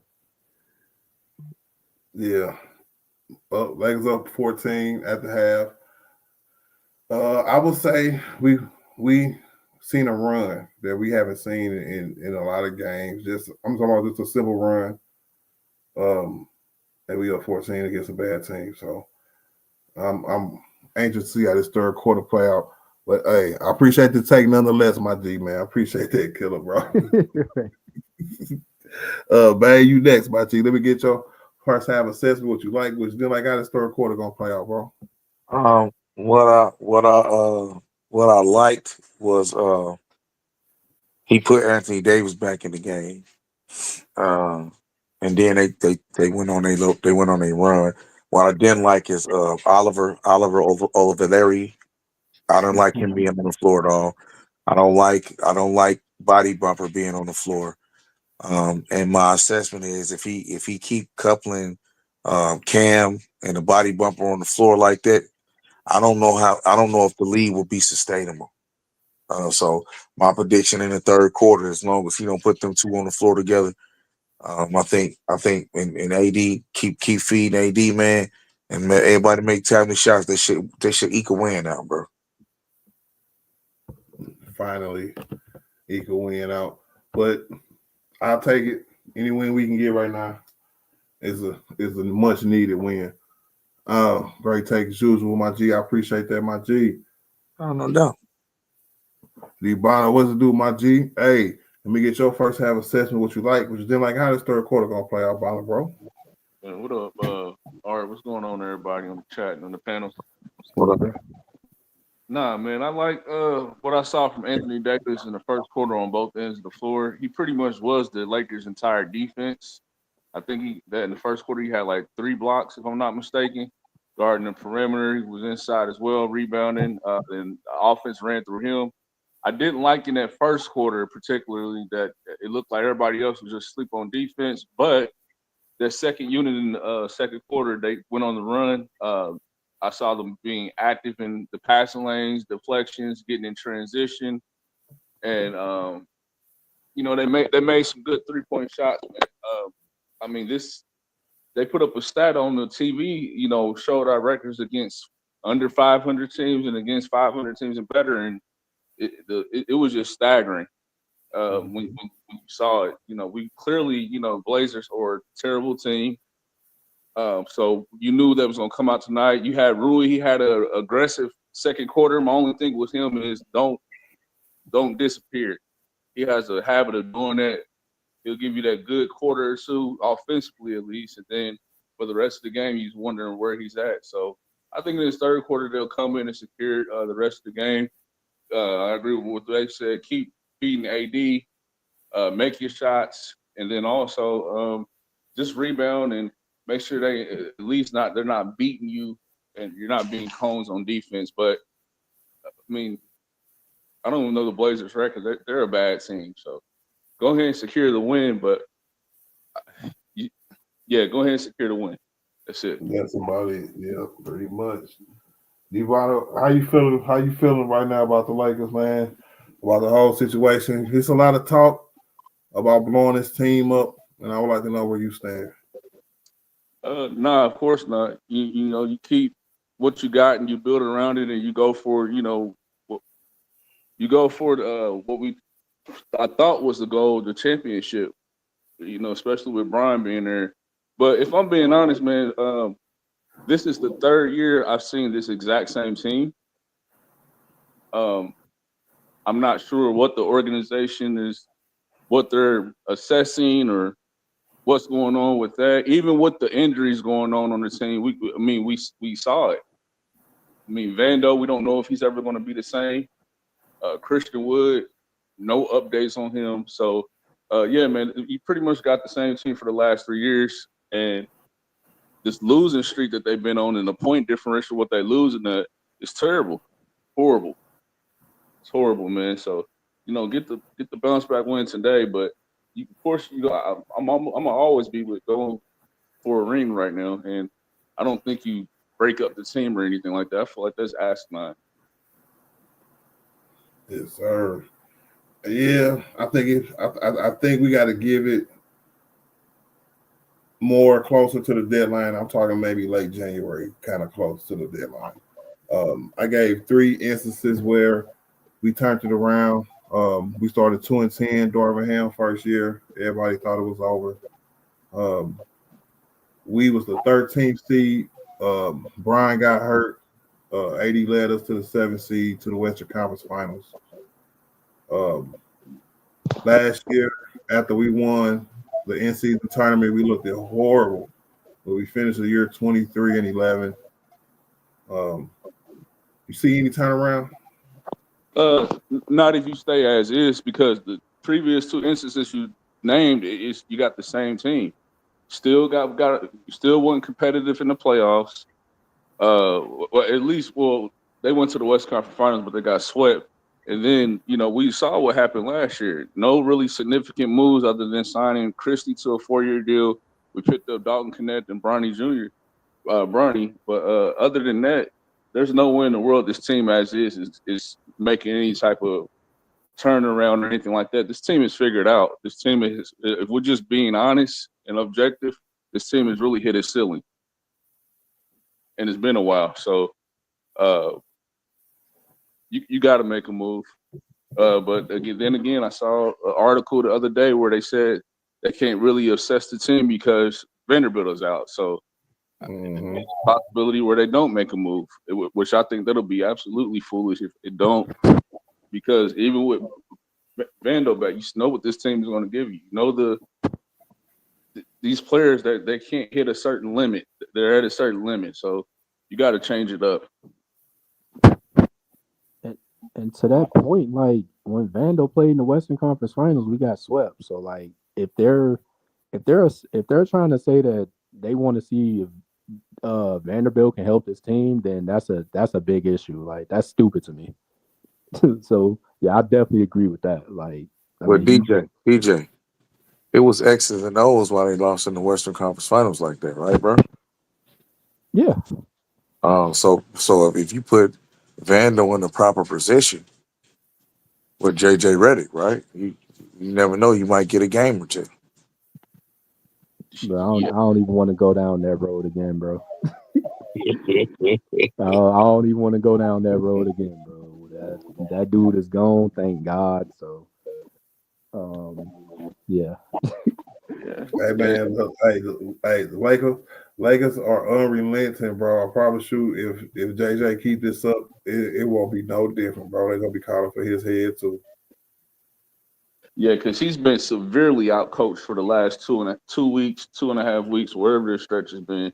He almost looked like a renter coach almost. So I mean, you know, first year, I'm balanced with it. I understand it's his first year, but if you're gonna be fair, you got to keep that same energy you had with him for some people. But you know, being real, he's been outcoached. He got to coach us out of this slump. That's what coaches do. That's part of their job criteria is to be able to draw plans to get you up out of a damn slump. Wait a minute, Arbo. At what point do the players take accountability, bro? Always, but it's accountability across the board when you're a team. So when you coaching in the game, like you said, you don't like Austin Reeves being able to take triple step back shots late in the game. Probably that's allowed by JJ, and that's just what it is. But look, Brown walking on defense. I get it. AD missing the game winners, and that's the only thing I attribute to JJ Redick. That game right there that stuck out. Okay, you Bron is the hottest fish grease. Okay, hottest fish grease. Him and Wagner. Okay, whichever the Wagner boys that was hot, it was him and Wagner in that fourth quarter. But you draw up a play and AD shoots an air ball. Come on, coach. Yeah, that's who was supposed to shoot. Right, and what happened. What was supposed to happen? Big L.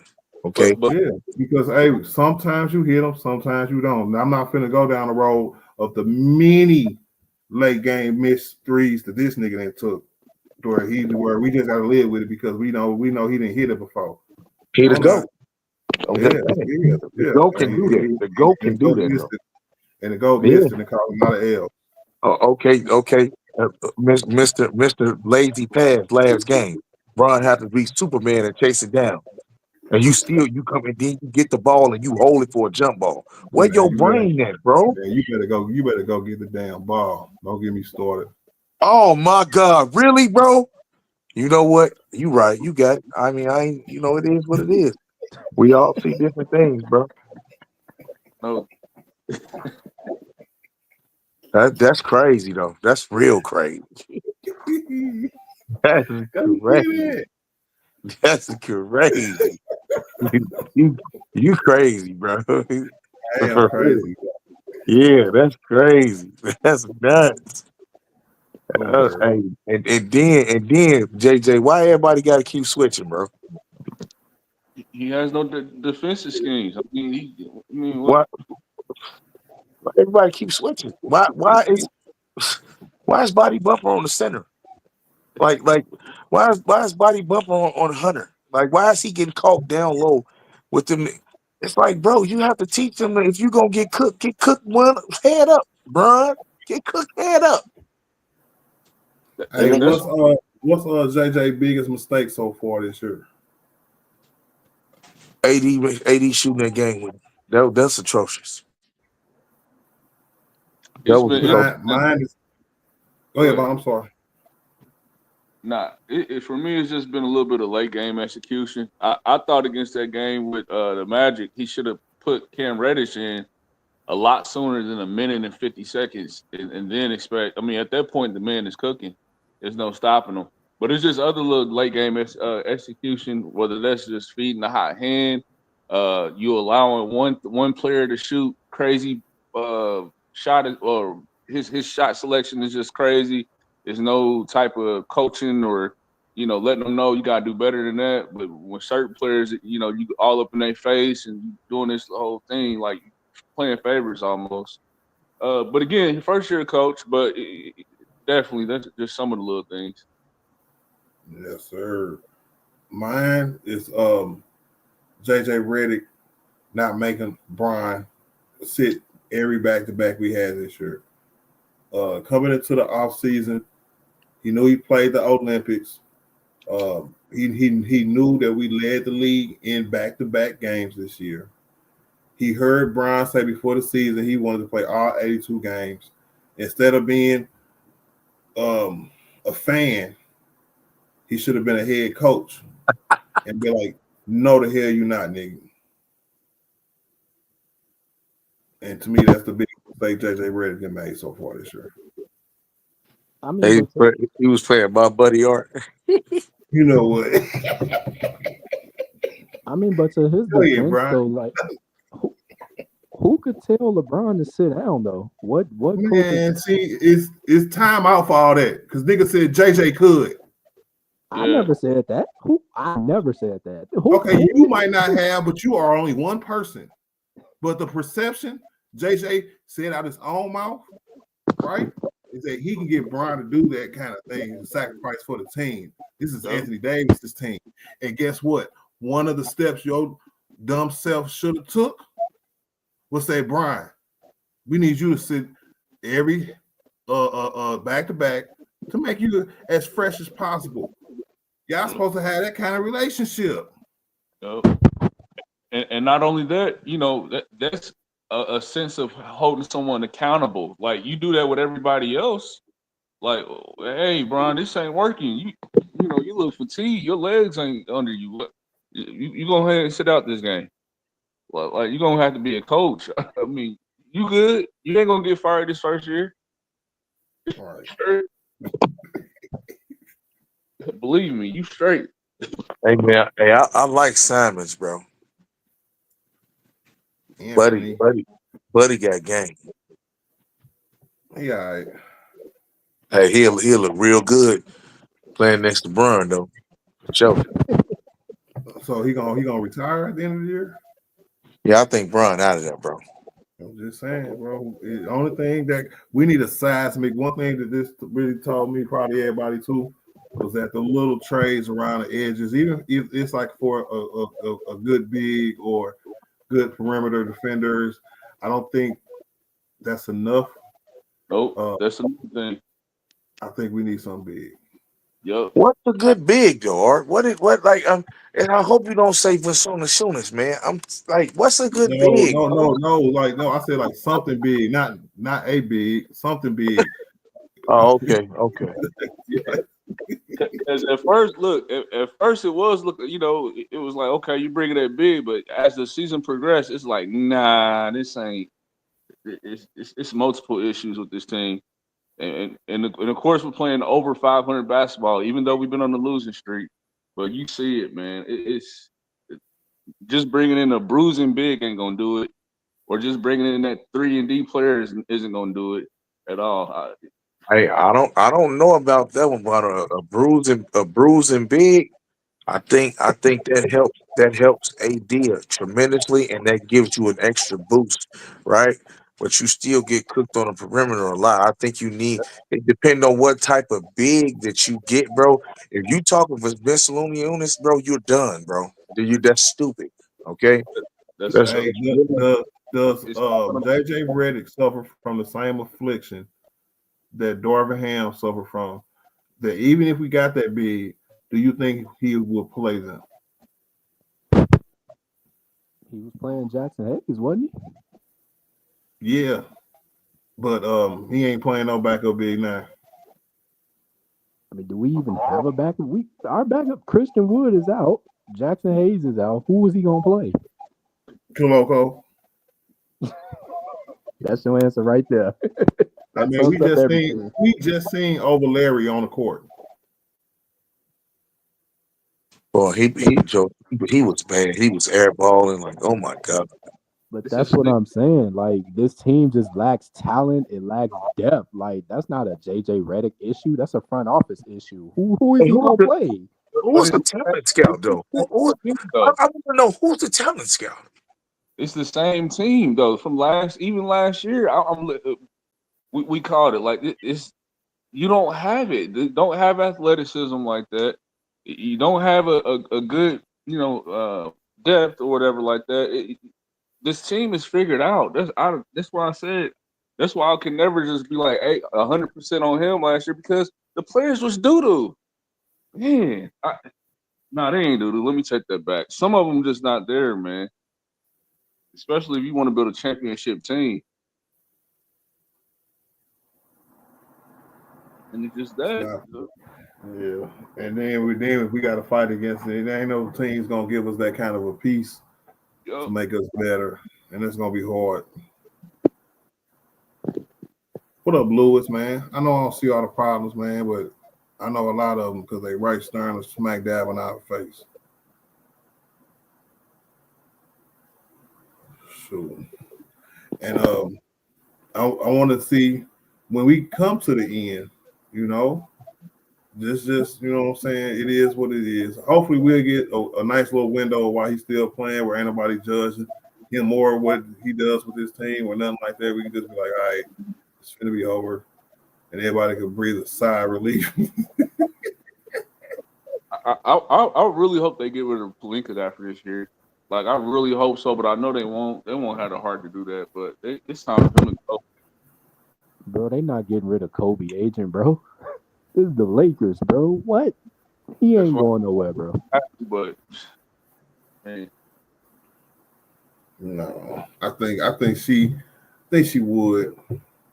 I think if it happens, say the team goes into a rebuild, I would probably put money on it that the rebuild would not be ran by Rob Pelinka.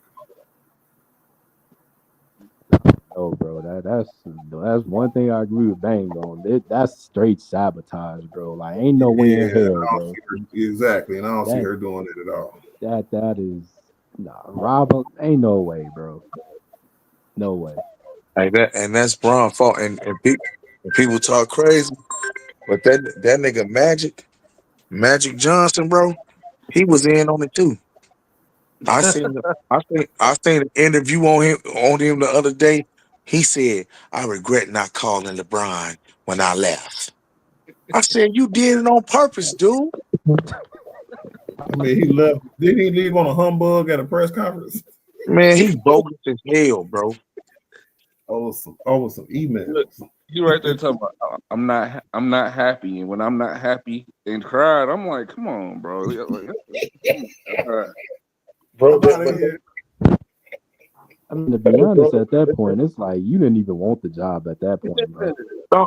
No, because the truth is he was tired of this slick back, bro. He was on some grimy stuff, but still, though, man. Hey, bro, if you ain't never worked in a position like that with somebody trying to do you like that, bro, like that's terrible, bro. And you know why? I got way more cachet than you. Yeah, and I kind of got his point. Because his point in the emails was that Rob Pelinka was like, "I'm here doing the work. You come here once a month, and how are you my boss?" And he had that approach at it. That's the emails that Magic read and was responded to when he quit, like Ron said. Right. When I said you fired, and Jimmy Buck said, "Hold on, you can't do that," it's over with. I don't have no power. Yep. He wanted to fire Luke Walton and all of it. She didn't let him, so he was like, "I'm out." But you gonna go pull up at my crib at 12:01 in the next day at midnight, okay? And somebody said, "Come on, Brian, come to the Lakers." Anybody want to make a bet On what? on if the Lakers, when they start their rebuild, Rob Pelinka will not be there? I think he's gonna still be there, bro. You gonna put $50? I'll check on it. I ain't gonna be around that long, but I'll check. I'll take back.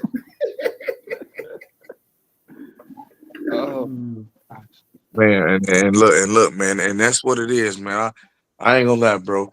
It's gonna be cool, man. It's gonna be cool because then I just do little certain games and stuff like that, bro. But I'm not, man. No, sir. The NBA has gotten boring, bro. Everybody's just shooting threes. I see people have wide open layups and they stop and turn around and pass it out for a three or run to the 3-point line. That's trash, bro. It's not a whole like. It's one thing to have like remember the Warriors and through the teams, right? We knew they was a 3-point shooting team, but then you had other teams that did other stuff. You know what I'm saying? And then all of a sudden it's just like everybody shooting threes. It's tragic, bro. Yeah, I was listening to BJ Armstrong in the interview. He was talking about a coach told him that a 2-pointer is a bad shot, bro. I'm like, what? So you're gonna pass up a layup for a 3? Oh, okay, yeah. So it has gotten out of hand. So I don't know who caused all that, but I mean, a team won with it, and a player who started it ended up being the greatest shooter of all time. And the thing that made it stick is that now it's a team who's the defending champions who is winning using that strategy. And not even using it, but taking it to another level, shooting over 50 threes a game, bro. I can't say he started that because it was trending with threes already, bro. I I'm talking about think as a team. the Spurs won that championship against Miami because if you look at how they played that, they were shooting a lot of threes and it was very effective. Then that's when the Warriors came along and they started doing it. So, but yeah, Yep. Ran Bron, Bosh, and Wade out the building. They had Bosh and Wade on the milk carton on ESPN. Talking about them, where are they? Missing. I So mean, but at the same time, like just because one team do that don't mean the other 29 teams do that either. Like that's a nah, bro. Like somebody, I don't know who's running analytics, but that's stupid to me. So well, that's just what they wanted. They want more offense, so and that's what they get. And they got little struggling teams like the Lakers with D'Lo Targaryen dribbling the air at the ball and gonna take a three. What I tell you, see that? I think it's Hey, he just banged that day, did he? Though? so what, bro? That's trash, bro. I know, but damn it, I'm just trying to win this game. DeAndre Ayton is so terrible. Like him and he's oh my god. Hey, Bunner, that's why they losing. That's why they losing. Notice when he came in the game. He's so He shot passive, just off and uninterested in the game. He's just he's a bad basketball player. and remember, people was selling, oh, trade for DeAndre Ayton. You was one of them, nigga. Hey, no, I won. Hey, go find a stream while I said trade for Ayton. You I crazy? ain't looking through all this stuff, bro. But I remember, man. I got a good memory, man. No, you messed up. You might be picking somebody else. I know I ain't seen trade for that. If you said Pirtle, you definitely said 8, nigga. No, Pirtle and Seagram's Jen, I definitely take them. I don't care what you say. I think Porto or whatever they do Aiden. Big facts. Him and that Seagram's Jen nigga who got kicked out the other day. You talking about from the Rockets? Yeah, from the Rockets. Buddy got game. Different atmosphere than him.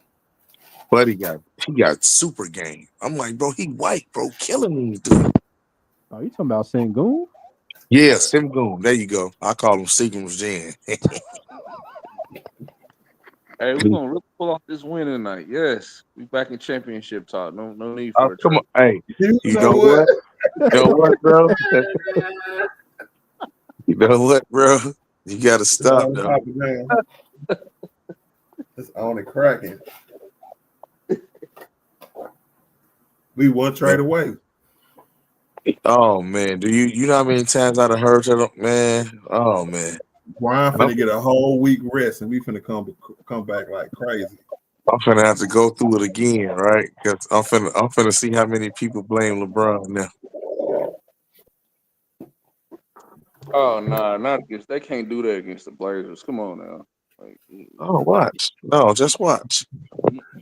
They cannot do. Why you think I ain't saying nothing yet? It's the Blazers, man. Hey man, let timers get hot. I don't know, but we lost with Brian to the Pistons, so I don't know, man. They might say that, bro. Hey, look, hey, I said that, bro. It's just real disrespectful, bro. Like you let some dude with some little bitty hang time braids beat you, bro. That was just crazy to me, man. he was just that. He looked like there on the floor. He was just driving by everybody. He was hooping though. And look, and then you look who they show. He be getting dog walk, bro. I done said game after game, year after year. This nigga defense, you can't change his deficiency, bro. He white, okay? It's just crazy. It's bad, bro. It's really bad, man. And they be hating on Maxie Christie too, Joe. I said he young, bro. He trying to develop. Let him develop, dog. They talk crazy about him, but he blocked old boy's shot, didn't he? That nigga look like Michael Jackson in transition. What? Oh my gosh, bro.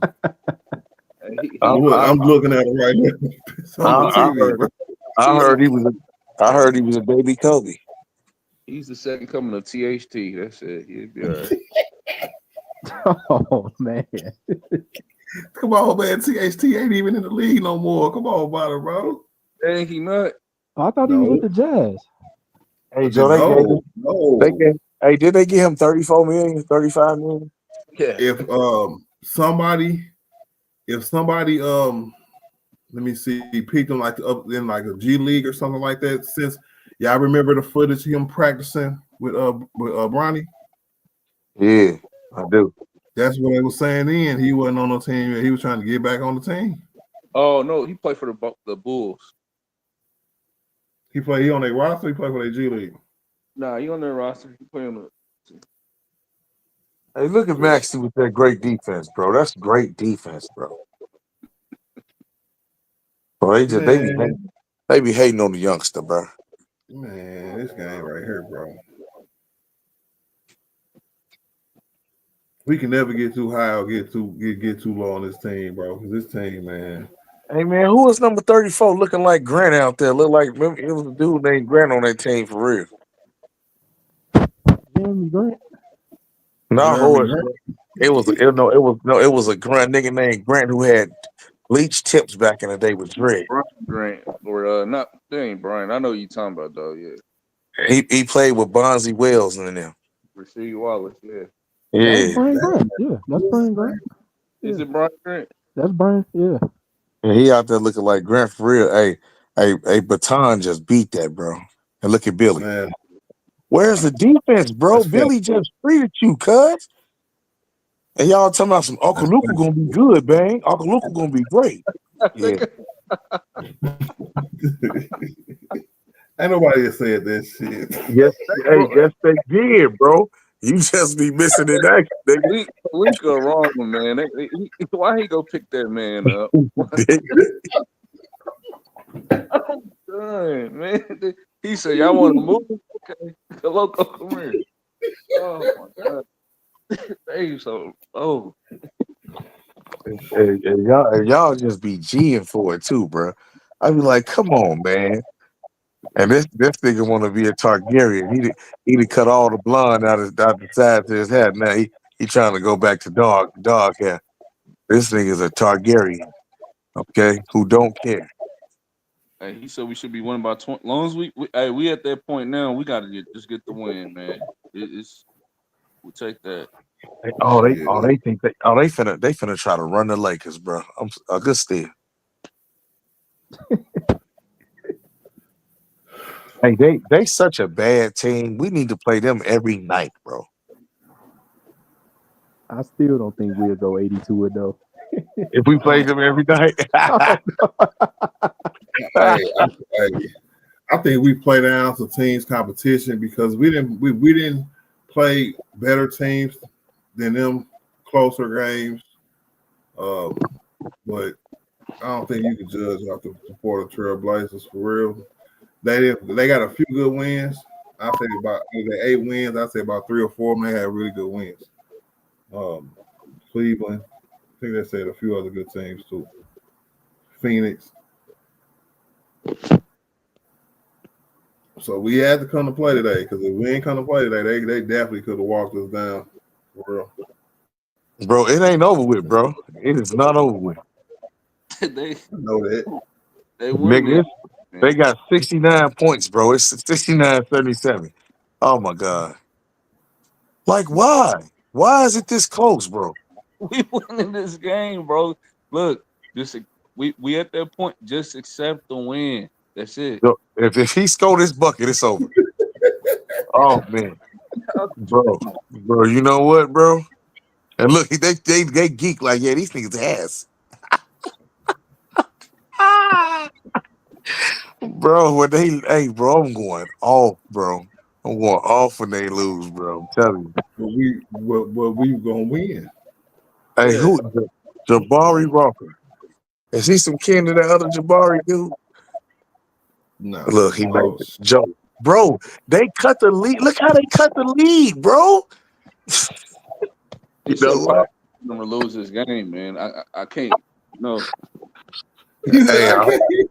Come on, yeah. Come on, man. what I tell you, though, Butter? What did I tell you on the last home game, bro? Oh, if he make this, oh my God. Oh, he made it. He made it. I told you. I told you. I told you. I told you. Hey, man, Nigga 80 ain't in janky, the man. game, bro. 80 gonna come back, kill him, bro. I Go back. told you, bro. I told you. I told you, bro. They made a nice little run while they was playing against our G League team, bro. Come on, man. Bro, he made it, bro. I told you. Hey, only against the Lakers, bro. I'm telling you. And D Butter like, no, we can't lose, man. we're not losing this game. No, I refuse to believe that. No, Hey, they're let not, it sink in, bro. Come on home, bro. This nigga. not to the Man, Blazers. a 50-foot bank shot. Oh, Hey, look, hey, remember when you watching Lakers, what can go wrong will go wrong. come on. I You don't know, want to hear no Stephen A. it talk, it man. does Come not on, always man. go wrong. Come on, man. No, I'm just saying. And hey, look, I don't watch Stephen A. Smith, but if he said that, he might be on to something. Bro, he said, oh, God. Come Yeah, on. you can't say that. And I'm gonna tell you something. Stephen A. Smith, he's such a sucker. He the type of nigga that put chocolate on French fries. Who doing that?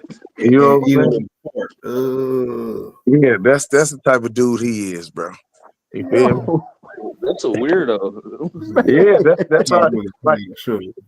he wanna be black so bad, but he not. I'm down. You not down. Remember when Terrell Lawrence went on there and was like, oh, Max Max Kellerman Kellerman back to black. you. Dude, that was And he, crazy.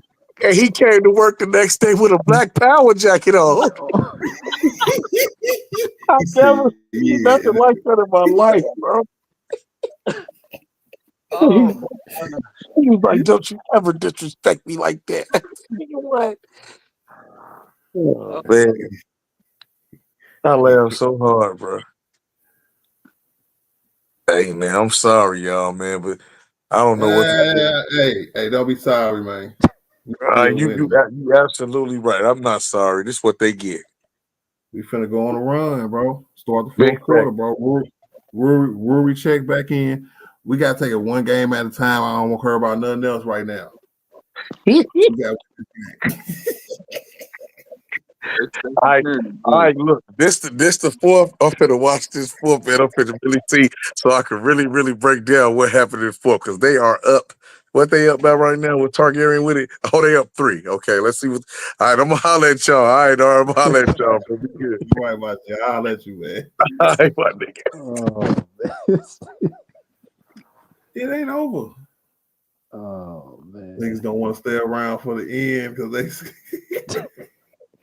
I mean, it's the NBA, man. Like at the end of the day, bro. Like Bang said, it's talent all around these rosters, bro. Like ain't no, like you know what it is. All right, like people like not Bang none, but like most people think it's the '90s where like it's just cream puffs all around the league. It ain't like that no more. Like you gotta play all 82 like it's no tomorrow, bro. Yeah. So I mean to me that's a good thing. You know, I don't want just no cream puffs in the league, you know. Yeah, the talent distribution is vastly superior to back in the 90s. Yeah, man. I think you know most guys just said like they get caught up in they still think about like it's the '90s where Let's like go, hooray! you look at the Lakers and you expecting the Lakers to blow somebody out. For one, this team is not constructed to blow nobody out. For one, and two, like you just said, the talent in the league is just superior to what it used to be. So I mean, you don't see too many blowouts in the NBA no more, unless you just Boston and you got you got everybody on your team. Yeah, you gonna blow a lot of teams out. Yeah, but there ain't no. It's not no team constructed like that. Man, this team though, they ain't lying though when they say it's a lot of ups and downs to the damn team, bro. Even No, during that's the a fact. game, Yeah, even that's a during the fact. game. Yeah, I definitely agree with that. Like I like to me, like I've been saying, like defensively we are bad. Like, and I think that's the worst possible thing you can have on your team or attribute. Because like if you're bad defensively, man, if you're not clicking on offense, you're liable to get blown out. Yeah. So I mean, that's why I always say like no matter what, if you're really trying to win, you better be able to stop somebody, bro. So, Because Atlanta ain't even looked at as all that good of a team. They got a star on their team, but besides that, they're a middle of the road kind of team where even if you let the little things go, they can come back and bite you, bro. Where yep, that's why we gave up 134 points to Atlanta. Play you give up 134 points to any team, you're not gonna probably win the game, bro. Like, no, this team is not constructed to be able to go to shootouts like that. So I want to know why we can't get this kind of Ruri every damn game, and we can't get this kind of D-Lo every damn game. yeah, the What the inconsistency is hell, crazy. bro?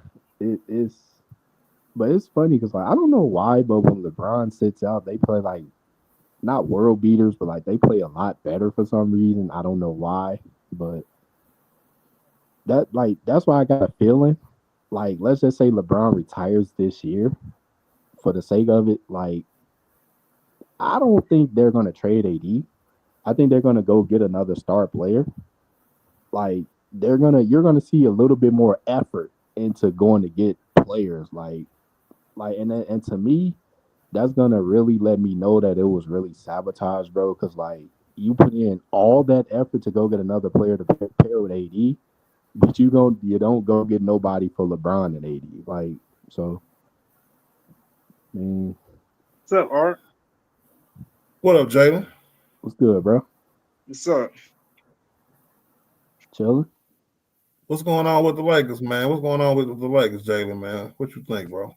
Not, man, I just think we just need to make a couple of moves. I don't think we as bad as everybody think we are. I just think we just need to make a couple of moves. I think if we get maybe like a big and maybe get like a wing, I think we'll be good. But if the Lakers don't want to make no trades, if I'm LeBron, man, I try to go somewhere else, try to win. Maybe go to Cleveland, go to the Warriors, one of them two. Oh, oh man. Y'all You see the think he report? would rather retire, or you think he would rather go ring chase? Because ring chasing and Brian ain't in the I same think I sentence. think he wants another championship before he retires. And LeBron is still a good player. It's just people got to realize LeBron has played in the league for 22 years. He doesn't take the regular season serious no more.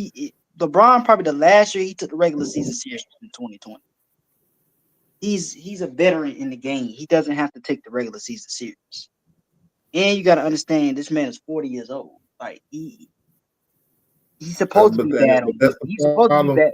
Jalen. Huh? Jalen, that's the problem, Yeah, I agree right? with Art on that. Yeah, that's a problem. You and this is not a knock on Brian, but at some point we got to come be realistic about what he can and what he can't do, opposed to what he's done and what you think he can do.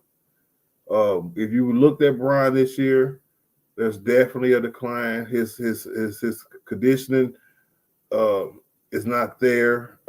Whether it was the Olympics or playing every game, playing high minutes every game, that whole approach was wrong, and it made Brian hit a wall.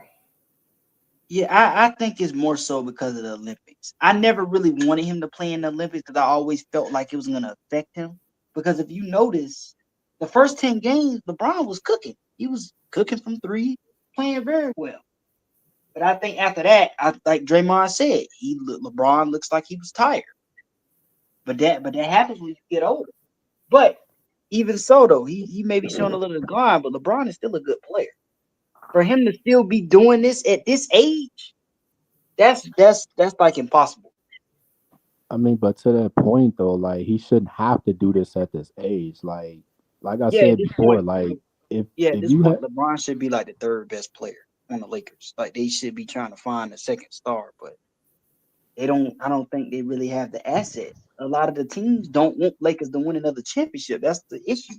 They any trade we make, they're gonna tax the Lakers. They're not trying to make the Lakers win another ring. not with LeBron on it at least. Yeah.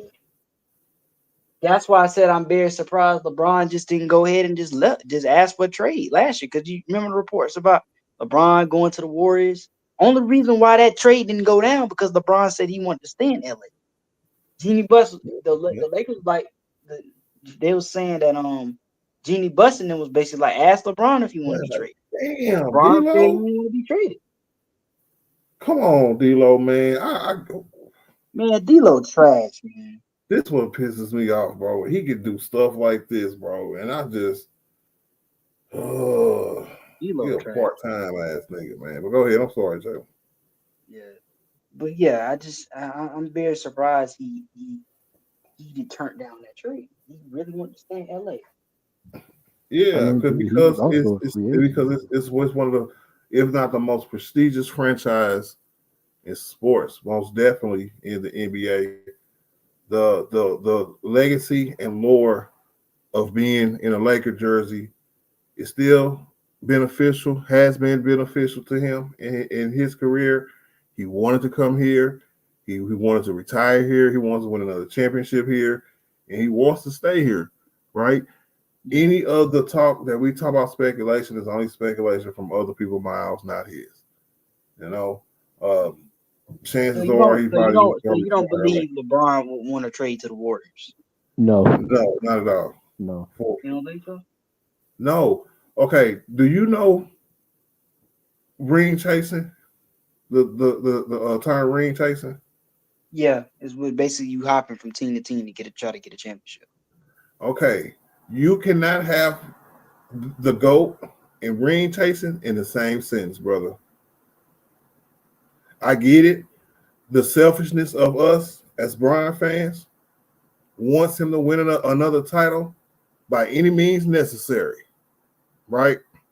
But if he goes to chase a ring, oh no, at 40 and he don't get one, Yeah, people are going to say, okay, he might have had a chance to be the GOAT, but now he's definitely not the GOAT because he was chasing rings. I can understand that, Art, but I think it's a little different for LeBron because LeBron may not be the same player, but he's still good. So it's not like when Shaq later in his career he was jumping from Celtics, Cavs. LeBron can still play. He may not be the same LeBron he was 5-6 years ago, but he can still play.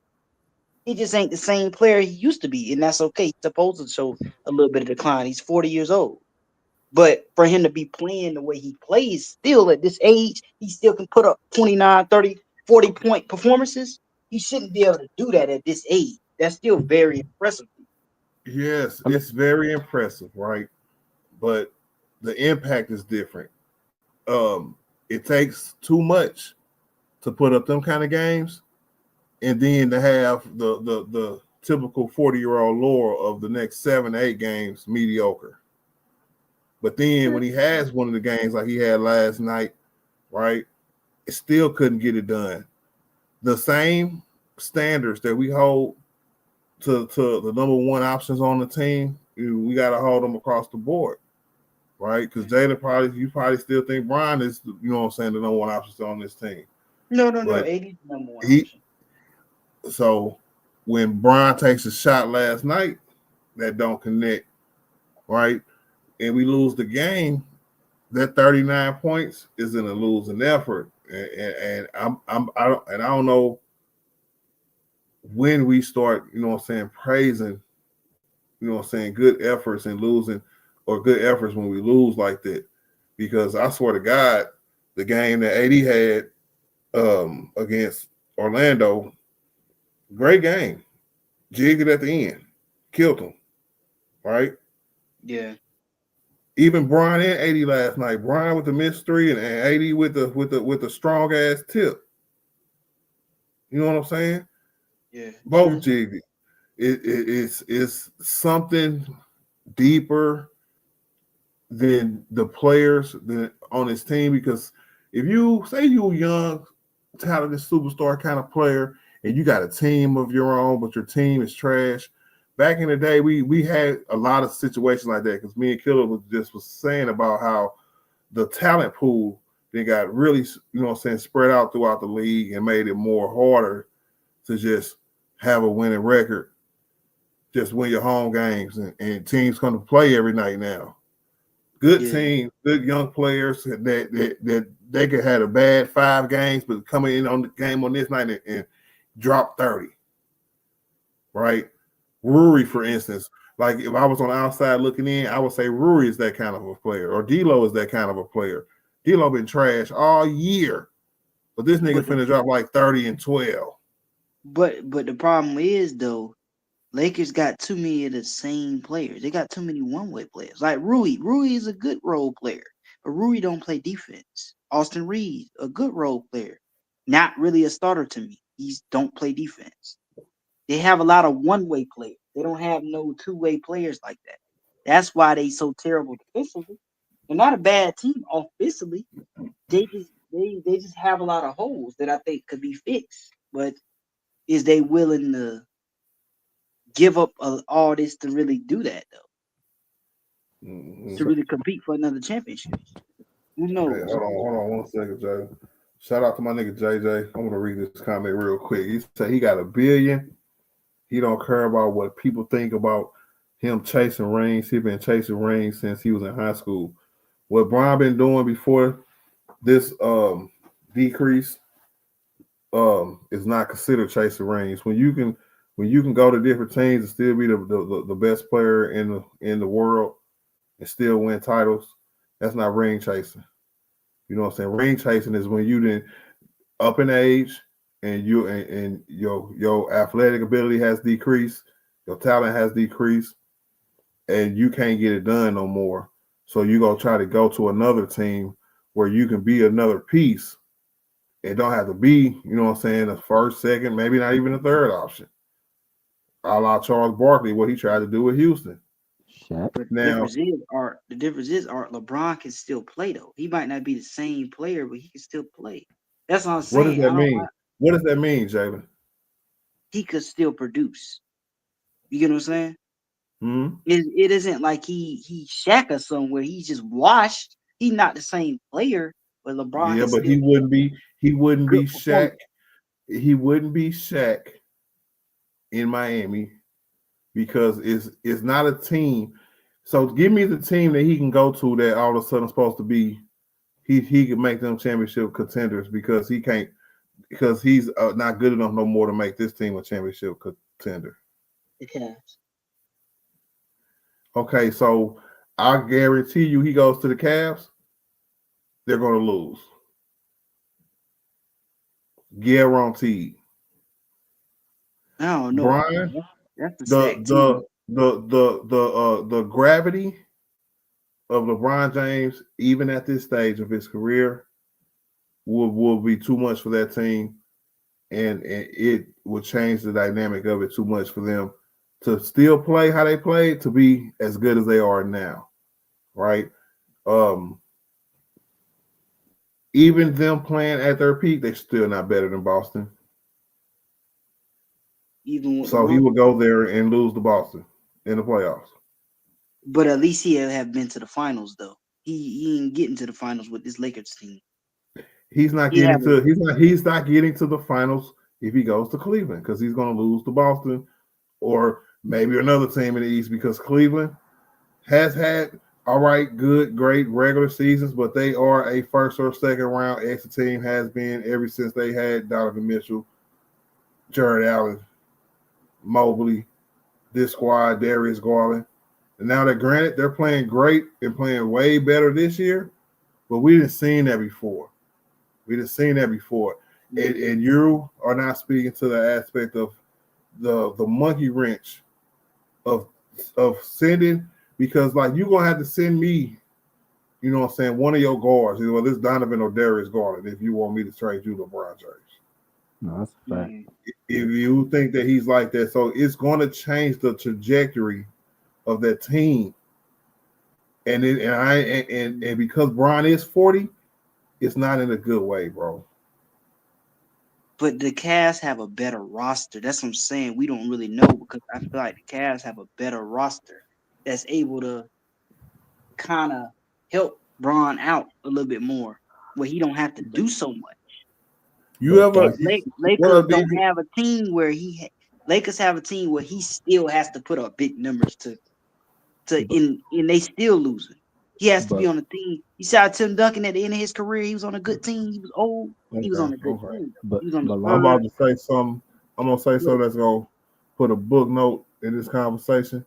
Brian, out his own mouth, like when they asked him about his retirement and stuff like that, he be like, his quote is, when I feel like I'm cheating the game, then I'll leave. All these moves, Brian asking for a trade just to go try to win a ring somewhere else, I think in Brian's eyes, that's part of like cheating the game. Brian, when Brian can't play this game at the level that he thinks that he can no more, that's when he'll walk away. And that's kind of the symptoms that we're seeing this year. And that's why you get speculation talk about whether or not this might be Brian last year or not. So all right. So say I'm just saying hypothetical. So say if LeBron went back to the Cavs, like Cavs didn't have to give up much, and they got LeBron. And what would they have to give up? Oh, that's not possible, bro. That's what I'm saying. Because you're not gonna get much for older LeBron. So yes, they you are. That's not true, bro. Lakers be okay with Darius Garland and some draft picks. I think they'll take that because Lakers don't have no draft picks. So and if it's Darius Garland and a filler and one first round draft pick, they might consider that if they were rebuilding and finna blow it up and rebuild.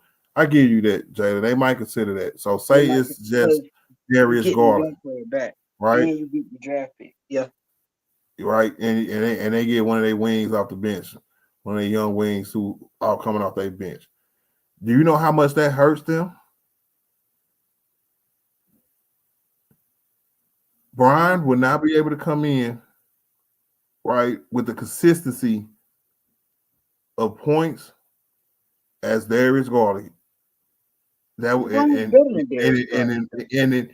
in order for Brian to match the production of a Darius Garland, the damn whole team gonna have to change. It's gonna have to shift because Brian can't score just like Darius Garland can. The numbers may be similar, but Brian will have to damn near take over that team. But you throwing monkey wrenches. Y'all throwing monkey wrenches into great teams trying to plug hole the championship. That's why they call it ring chasing. You can't do that. That's cheating the game. Brian will never do that. Better than Darius Garland, even at this age. No, he's not. Bro, his numbers is better. Bro, do you understand that for one, since LeBron is 40, he's gonna have to sit out games, right? So let's just take that hypothetical and okay, Darius Garland and whoever comes, right, and he goes there. Like when he sits out games, like then what? Like you traded 2-3 players of your depth for LeBron to sit out games, bro. Like they can't do that, bro. Bro, that team would not function the same, bro. They'll go downhill, bro. Yeah, look at Minnesota. They traded their second best player, a piece on their bench, and they haven't looked the same. Yeah, but everybody knew that wasn't a good trade. That was clear. Carl Towns is better than Julius Randle. But to say Darius and we're trying to tell you that it is clear. Even at this age is crazy. Yeah, no. Oh my God, he'll be 41. Okay, say they pull the trade at the trade deadline, right? You'll get a 40-year-old Brian for a half a year. Good, you in the playoffs. Boston is gonna wash you. That's right? That's a sweep, bro. That's a sweep. That's a sweep, bro. So the season is over. You got a 41-year-old Bron. What do you think a 41-year-old Bron is supposed to do for a team in Cleveland, where because of just who he is and his gravitas and everything like that, bro, you gonna be like, oh well, that's Bron. He's supposed to win a championship because y'all think because he go to this team he's supposed to win a championship. So y'all gonna put y'all expectations on Bron at 41. You willing to trade Darius Garland? You gotta stop that, bro. You be fired, bro. You be fired. Darius Garland is trash, man. But it's not gonna just be Darius Garland. That's but bro. You're not understanding. It's not just gonna be Darius Garland, right? Do you understand that part? Yeah, because the money don't match. LeBron make $50-something million a year. Bro, you're gonna have to trade Darius Garland plus 2 to 3 other players, bro, and draft, bro. LeBron is, bro. Do you know how much money LeBron still makes the league, bro, and the Lakers? Like, bro, you're gonna have to give up a lot still, bro. Even though he's 40. Like, come on, bro, stop. Come on, bro. Like, I get it. We're all LeBron guys, bro. I get it, bro. But you got to be realistic, man. Like, that's nah, bro. He go to Cleveland, that team's gonna go downhill, bro. Fast. You trading for a role player at that point. Like, you got 2 dynamic young guards, bro. Like, they're balling over there right now. Like, nah, bro. Nope. Darius Garland, he ain't all that. He always play good in the regular season, but when it comes playoffs, he do not play good. This is I don't count regular season. But you have to count the real thing. Bro, you gotta play good in the regular season to get to the playoffs, though. And you only do that for people who win championships. You don't do that for teams who ain't never won nothing. Like, bro, we're not expecting Cleveland to win no championship, bro. Like, let's stop it, bro. No, but that's what I'm saying, though. Yeah, they playing good now, but I'm saying they're not gonna play like that in the playoffs. That's what I'm saying. I'm saying, yeah, Cleveland is balling now. Darius Garland, they do that every year. They play good in the regular season. But what happened when they get to the playoffs? Got destroyed by the Knicks. And Knicks are even better now. They got Carson in Towns now. They a whole way better team. Yep, and trading Darius Garland for LeBron James does not put you over the top of him. Man, the moral of the story, bro. That's the moral of the story. I get it, bro. We're all LeBron guys, bro. Well, I get it, but I mean, it's underestimate GOAT, man. Come on now, bro. You got to stop this, man. He got Cleveland their only championship they're gonna get in our lifetime, bro. Just we're happy with that, bro. So you won't have to give a lot of Brian ask for a trade publicly. Yep, and if Brian that does it publicly, y'all definitely don't have, like, if it's Golden State and they already had talks with Golden State and they got to circle back around, you won't even, it'll be Moody and Wiggins or something. Nah, they didn't get Wiggins. But okay, so if it's Golden State, right? Because if I'm the Lakers, I don't want nobody on Golden State. I will only be doing this because we honor our stars here in LA, and if Brian asks for a trade. No, but they have good young players. If I'm Lakers, I would be trying to get Jonathan Kuminga. Okay, so hold on. Let's take them at that, right? Jonathan Kuminga is one of their good players, right? So you're expecting, who else you getting from over there? Because you got to give up more, bro. Keep going. Because he ain't even got paid yet. Man, like, come on. This thing make like $12 million a year or something. True, like, true. You got to make salaries match. Probably have to give up some draft picks, but I don't. Jonathan Kuminga and draft picks, but it's other stuff that got to be in the trade too. But exactly, like you're gonna, bro. You have to make salaries match, bro. That's $12 million. You got to get to 50.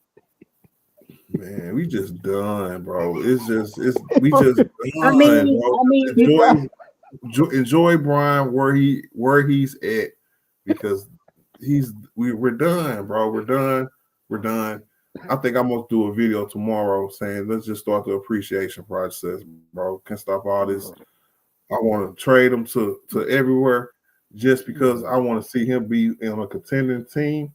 But normally, when you the GOAT and you're a great legendary player at the end of your career, it's not very good. Even something now, most of the time, personally, in his team sport, personally, is not good, and team wise, it's not good because normally you're trying to be the best player or you was the best player, and the franchise didn't give you enough around you to soften that that cushion of coming when you finna hit that brick wall. Now, I hope this week that we got off because we don't play till Friday. I really hope this week off will give him some rest, and maybe that's what everything was, and maybe he can come back and be a little more efficient, a little more like he was when the season started, first 10 games or so. And then if that's the case, he better not play no more back-to-backs. Otherwise, yeah, I might have to do a stream about that too. You just gotta stop it. Like the man can't even play back to backs, man. Oh yeah, he want to trade him to Cleveland for Darius. He shouldn't be playing back to backs, bro. But do y'all think the Lakers are making any moves? No, me personally. I think not. I think it's a lot of different reasons why too. One is because nobody wants to see the Lakers do good because we got Bron on the squad. Definitely don't want to do nothing to help. And two, nobody wants what we have. There's not a player on this team that can move a needle to the point where all we have to do is make a phone call and make a few phone calls and a few deals can come to light. We don't have them kind of players here. So I would say the Lakers want to do something, but I think they're not going to be able to.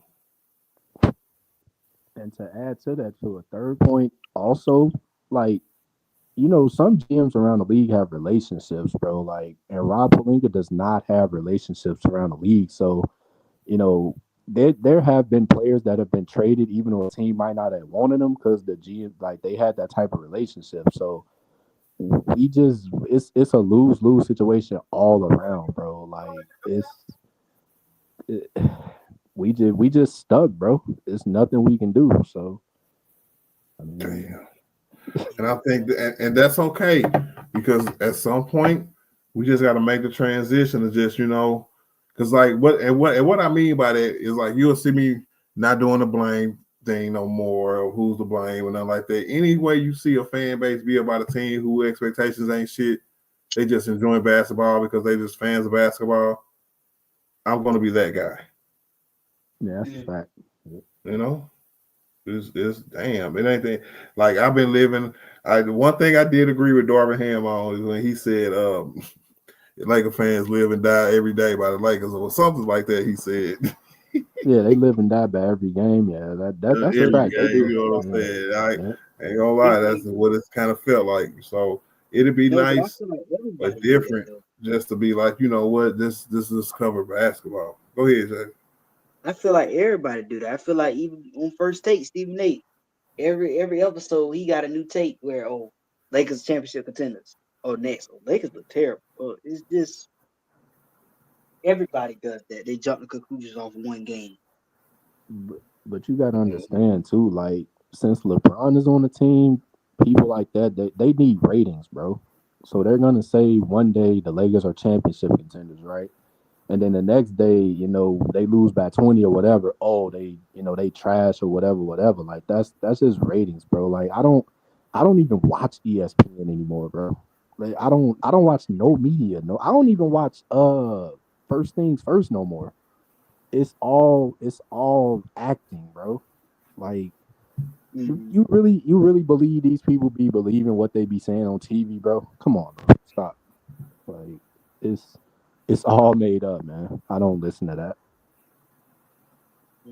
So, I mean, they gonna at the end of the day, bro. Like as far as this Lakers situation, like they're always gonna, LeBron ain't this, he ain't that, and the Lakers ain't this, there ain't that. Like you gotta let that go, bro. That's that's a given, bro. I just hope the Lakers make some moves, man. I hope we able to make some. Man. I ain't giving up yet. So that's what we thought that with the Westbrook situation. We made this something happen. So you never know. Anything is possible. That's how I look at it. If we don't make no moves, we don't. But I mean, but I'm like Art hoping that we said, like who are they gonna trade? Like nobody wants our players. Just, man, we stuck like a duck, bro. Debo freaking trash. But he Debo Like it'll be like I said, like it'll be one thing if Rob Pelinka had a relationship with somebody around the league to say, well, okay, bro, like we do this trade for courtesy or whatever. It's nah, bro. He ain't even got that. And then what made me so mad, though, Vanderbilt is always hurt. Him and Christian Wood. Mm-hmm. And then Gabe Vincent has just been a disappointment. Like, oh my God. So Jaden, you don't see no sign of turnaround. What you mean? You don't got no hope that we only played a quarter of the season so far. You don't see us turn this around. Nah, I think they gotta make some somehow try to figure out something, make some moves. So if anything is possible. I don't think we probably gonna make no moves either, but I'm hoping something happens. Because I just don't want to see LeBron go out like this. Not even have a chance to even make the playoffs or at least compete. Like, not saying he's gonna win a championship, but at least have a chance. And I think that's a no disrespect, but I think that's a bad way to look at it. Yeah, I was gonna say, did Michael Jordan have a chance to compete in Washington? But nobody was. They just enjoyed the man, bro. that's what we need to do in this situation. Like, we just gotta enjoy it, man. Like, it's been. But at the same time, though, Michael Jordan only did that because he was getting ownership. That's the only reason why he even came back. LeBron played longer than MJ, so his career was actually longer. He played at a higher level longer, so I he mean, was I able get to. that, but still, like, as far as the team, because that's a team thing. Where you talk about making the playoffs and all, that's a team thing, bro. That's not just a LeBron thing. So, And you can make the argument LeBron has arguably had more help than MJ in his career. LeBron has played with a lot of all-star, all-playing players, so he was able to have and you gotta understand he had a longer career too. So you always in his career, he's always had played with a lot of superstars. He's gonna always have a chance to make the playoffs and stuff because he's played with a lot of great players. Even in his older years, he's had Anthony Davis. Jordan, just imagine if Jordan in his Wizard years, he had an Anthony Davis type. He didn't have that. I mean, but would Mike have passed him the ball? Because Oh he yeah, ain't true. getting But that it's not ball, about just having one other person. man. And we Because clearly, and that's my thing. Like in that great debate against MJ and LeBron, like both sides argue and be like, MJ did it, LeBron did it, right? But both of them be like, well, the other one couldn't do it without his teammates, and the other one couldn't do it without his teammates. You know what I'm saying? So be like Brian should win a championship just because AD is on his team, and I look at the rest of his team. That's just doing the same stuff that the other crowd do, bro. Man, exactly. That's a fact, bro. no, I'm not saying Lakers gonna win the championship. I was just saying that he played with more Hall of Fame players than MJ. I'm saying MJ once he went to the Wizards, it wasn't really about like competing. It was just more he was trying to get ownership. And LeBron, I'm saying LeBron had a longer career. He played at a higher level longer. Plus, he played with more superstars, more Hall of Fame players. I mean, but when you say he played with other Hall of Fame players, you're actually doing him a disservice. Because, like, when you look at those Hall of Fame players that he played with, like a D Wade, okay, D Wade won one ring without LeBron. Like, he won two with LeBron. Like, Anthony Davis has one ring with LeBron. LeBron has three without him. So, like, you can't like at the end of the day, bro, like LeBron has always been the alpha on his teams. He's been the number one option on his teams, best player on his team. So we got to get out of this. He played with this player, that player, and all that. Like, so it's like I said, it just does him a disservice, bro. Because like we could say the same thing about how Mike played with Scotty. Scotty was one of the greatest players ever. Like same thing with Kobe. Kobe played with a top 10 player in Shaq. Like LeBron ain't never played with no top 10 player in NBA history, bro. So we gotta stop that, man. My nigga Dolph in the building. What up, Dolph? What's good, dog? What up, my niggas? What's good, What up, bro? Jalen? What up, Killer? What up, Art, my nigga? What's the deal, man? What's up, young dog? Tell him what you did. Hey, man. I'm just I joking. don't know, Art, Tell man. him. I don't like I put that boy. Look, boy. My old ass can't be drinking and smoking like this, man. It's crazy, bro. What's happening with it, fellas? What's the deal, man? I see the Lakers Man. finally won, huh? Yep, talking stuff while the Lakers winning is always a good thing. But it's Portland, and Who Portland led the did what scoring, Portland AD? do. I think Badillo might have caught him at the end on his little flurry, but if he ain't had 30, AD had 30 and 12 or something like that. D'Lo had a good game, a really good game. People think Bang was right. People are going to talk about how the team looked without Brian. That's all. That's every time, though. That's every No time. matter When what. Brian don't play, niggas want to play and score points. Oh, Ruri was balling out today too. We seen the Ruri. He took more than What 6 shots. He had 20? That nigga balled out. He had over 20 finally. First time in a long time. But look who they played, though. Brian probably need Like, to sit they down played for a couple of weeks, huh? Blazers so trash. Look who they played. So That is it nigga Brian gonna- on? He gonna be out for a whole week. Is it him? You Is think it him so? that's holding the offense back? I wouldn't say that. I would say that whenever we don't have consistency in like the ball movement, you know how it was at the beginning of the year where we was looking kind of fluent. We looked like we knew what we was doing. We was practicing and all that good stuff. If his energy ain't like that because of like he retired and doing them lazy ass turnovers and stuff like that, then my answer is yes. But like I said earlier, this is a team sport, and it ain't all on him. But in order for us to do anything, we need all them things to be on point and worry about the little things like the rest of the niggas. We need that shit to be on point. Because even that could be the case, but I still feel like dang, a 40-year-old shouldn't have to have. He's 40. He shouldn't have to always have to be the one to have the energy all the time. He should be carried sometimes. No. See, Jalen, scale it back a little bit. That's not what I'm saying. I'm saying what I'm saying what Brian can give us when he can give it to us. Pause. It is wanted and needed. You know what I'm saying? Because like Brian being a valid second option is a super efficient Brian. Even if he's scoring the same amount of points, low turnovers, don't make no mistakes, don't do nothing to hurt the team. That kind of player. You know what I'm saying? Make smart plays at the end of the game. Whether it's shooting long ass threes or getting somebody else a shot or whatever play that you think is the best, right? And it works, then that kind of player. But it's a transition going from being the best player to not, to in your soul wanting to take the last shot from 40 feet, but from a logo, which was crazy. But that it's a transition because I'm not saying that he's been doing it every game. It's been games where he's close, but just not on a frequency that we may need him to. It's been games where he's tried to close, where maybe somebody else should have closed, where he didn't get it done.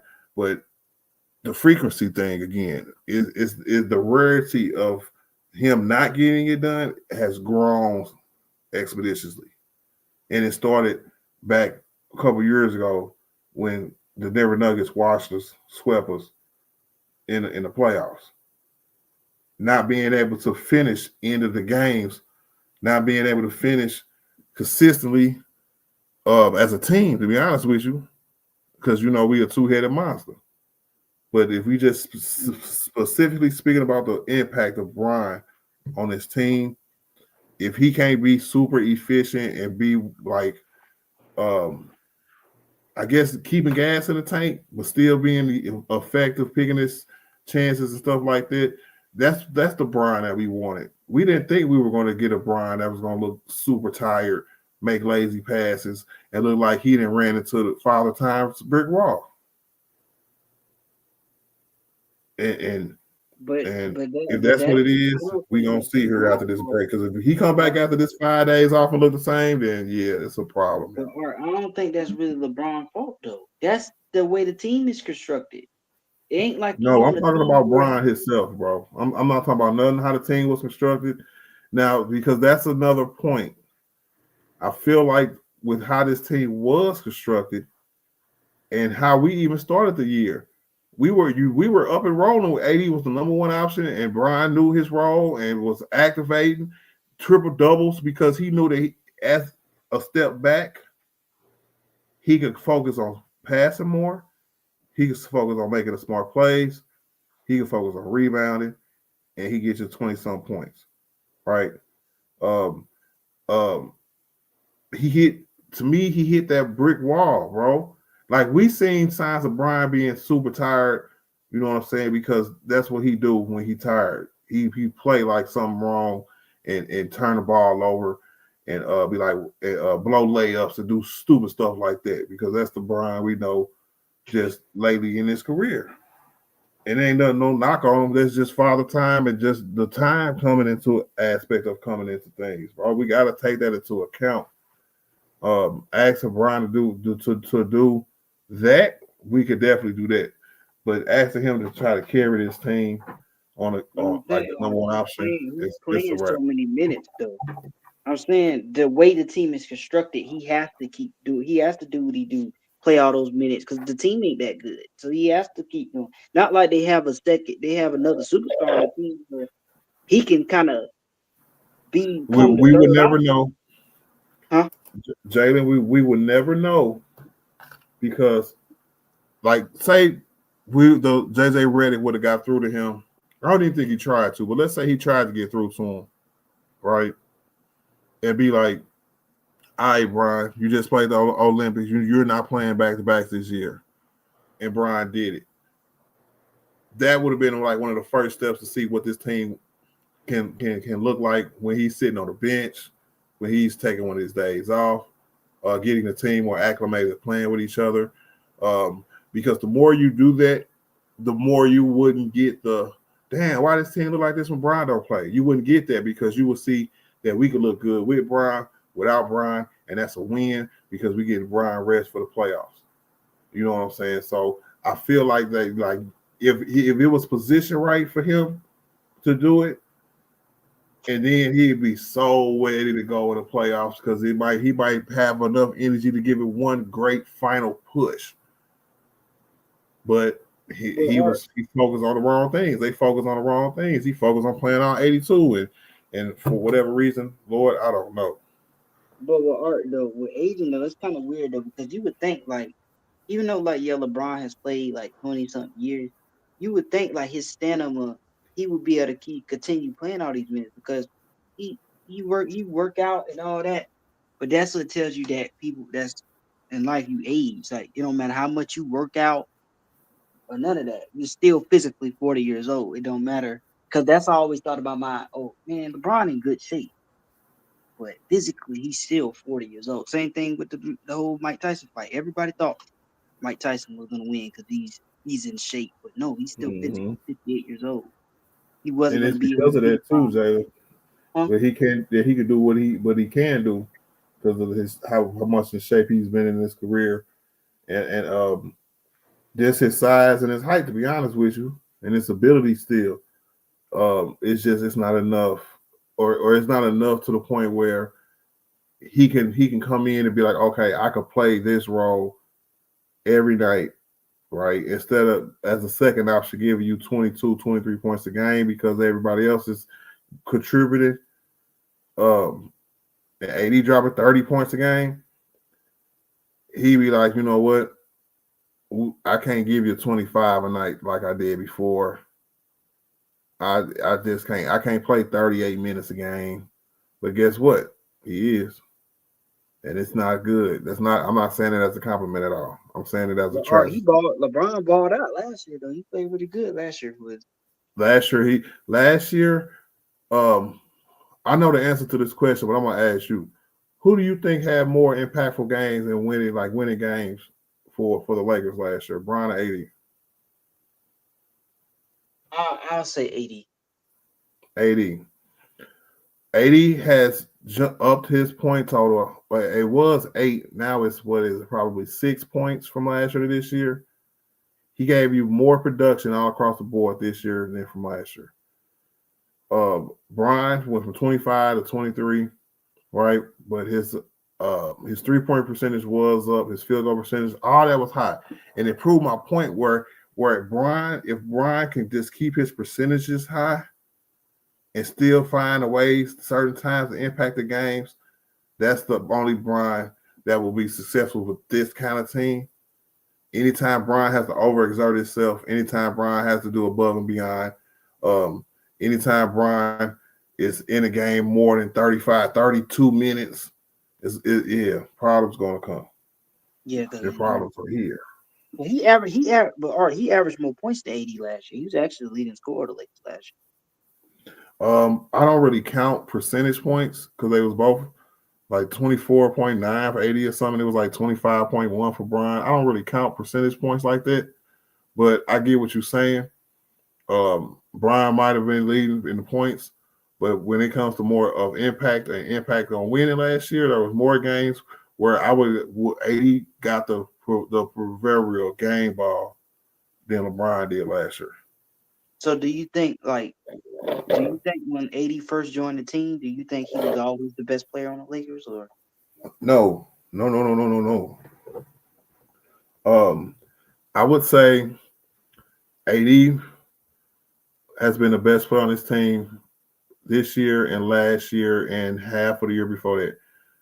When Brian got his ankle rolled up on by that one dude, and it was late in the season, and he missed like 20 games and came back with 3 games left, and AD took us on that crazy run. I think AD been the best player on this team since then.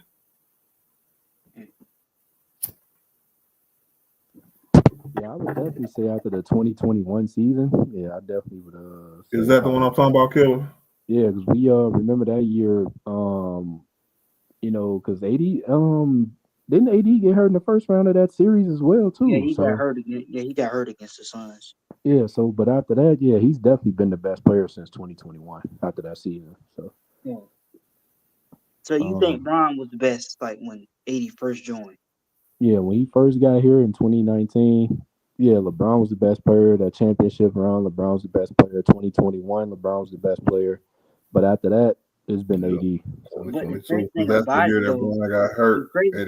Because remember, AD got hurt at the beginning of the year, but when he came back in January and balled out, bro, because that nigga hurt his ankle, bro. Oh man, everybody thought it was over, crazy bro. thing about it though, Bron was 36.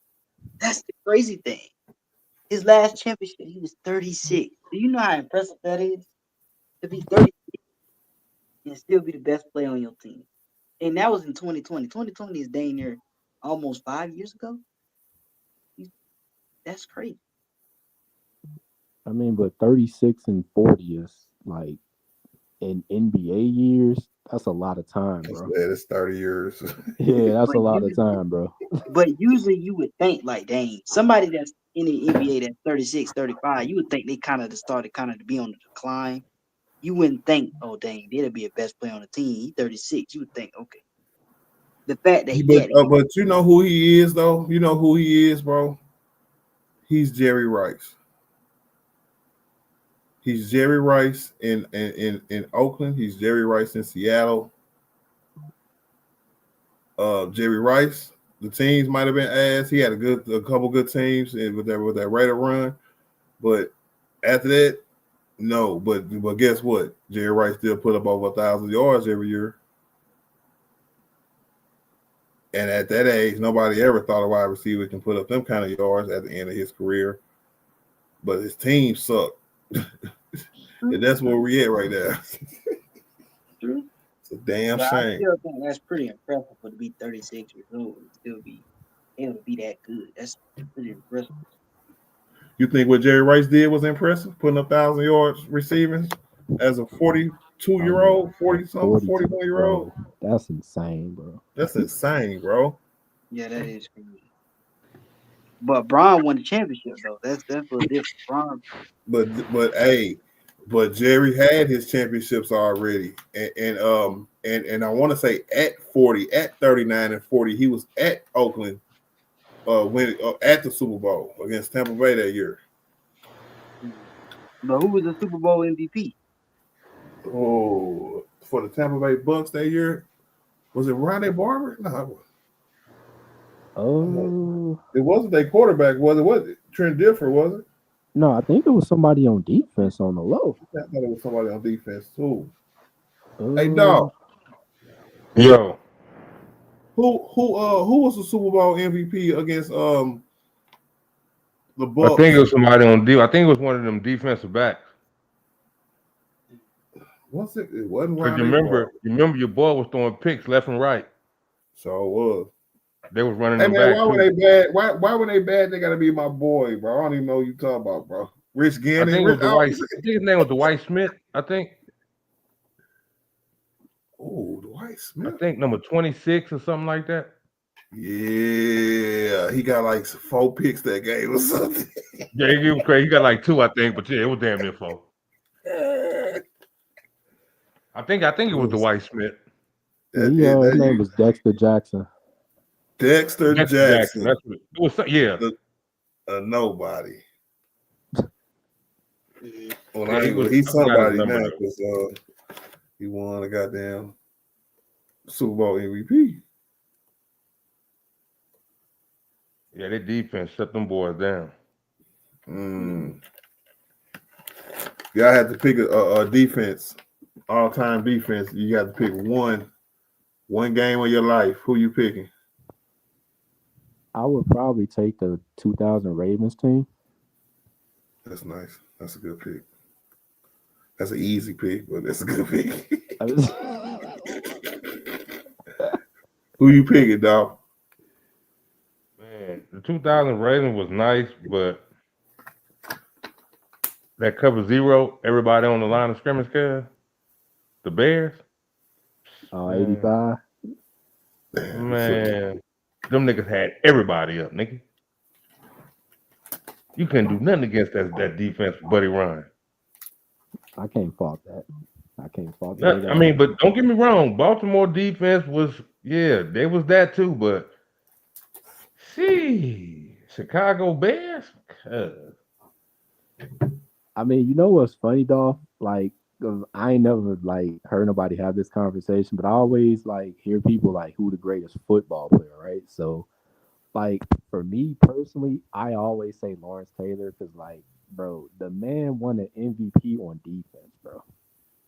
Like, that is absolute insanity, bro. Like, Yeah, you're that's that great to win an MVP on defense, bro.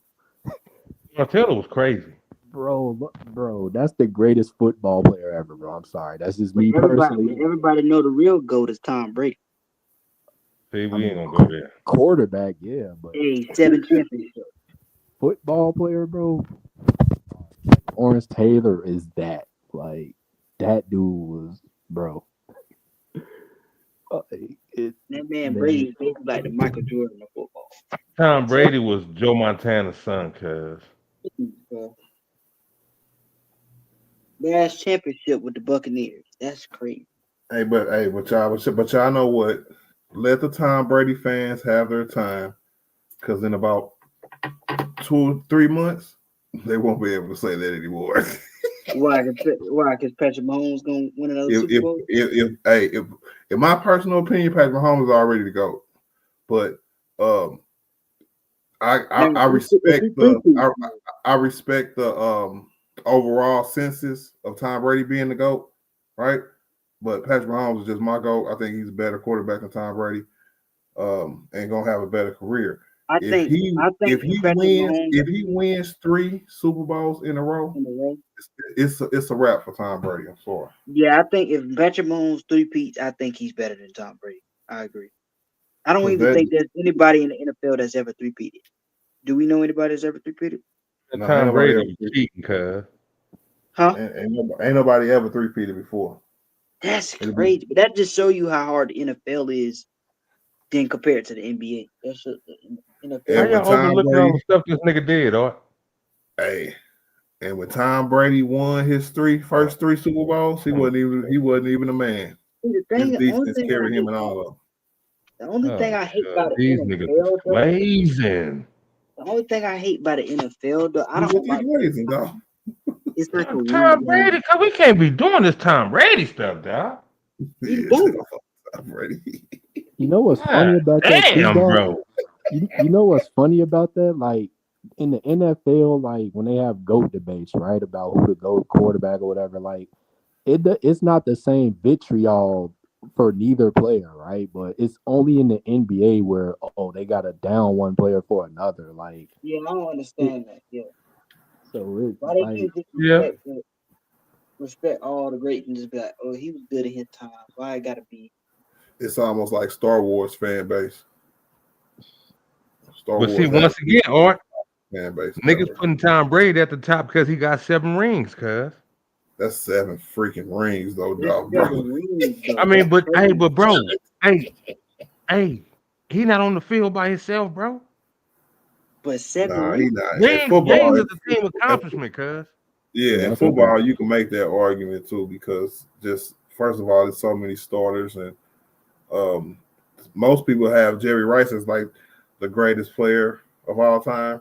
It has been for a while until Tom Brady won 7 Super Bowls, and that's the first quarterback that's ever been considered the greatest of all time. How can he be denied? He got 7 championships. I mean, but it's not really to that point. It's not really the 7 rings. He does have 5 Super Bowl MVPs as well. So like it'd be one thing if he has 0 or 1 Super Bowl MVP, but the man got 5 and he got 3 MVPs as well in the regular season. So Patrick Mahomes gonna have 4. Yeah, that's cool. But the kicker don't win the game like 3 or 4 of them Super Bowls. No, I get it. I agree. They definitely was cheating. I definitely agree with that. I'm just saying, as far as just the individuality of it, like, the man got records, and so.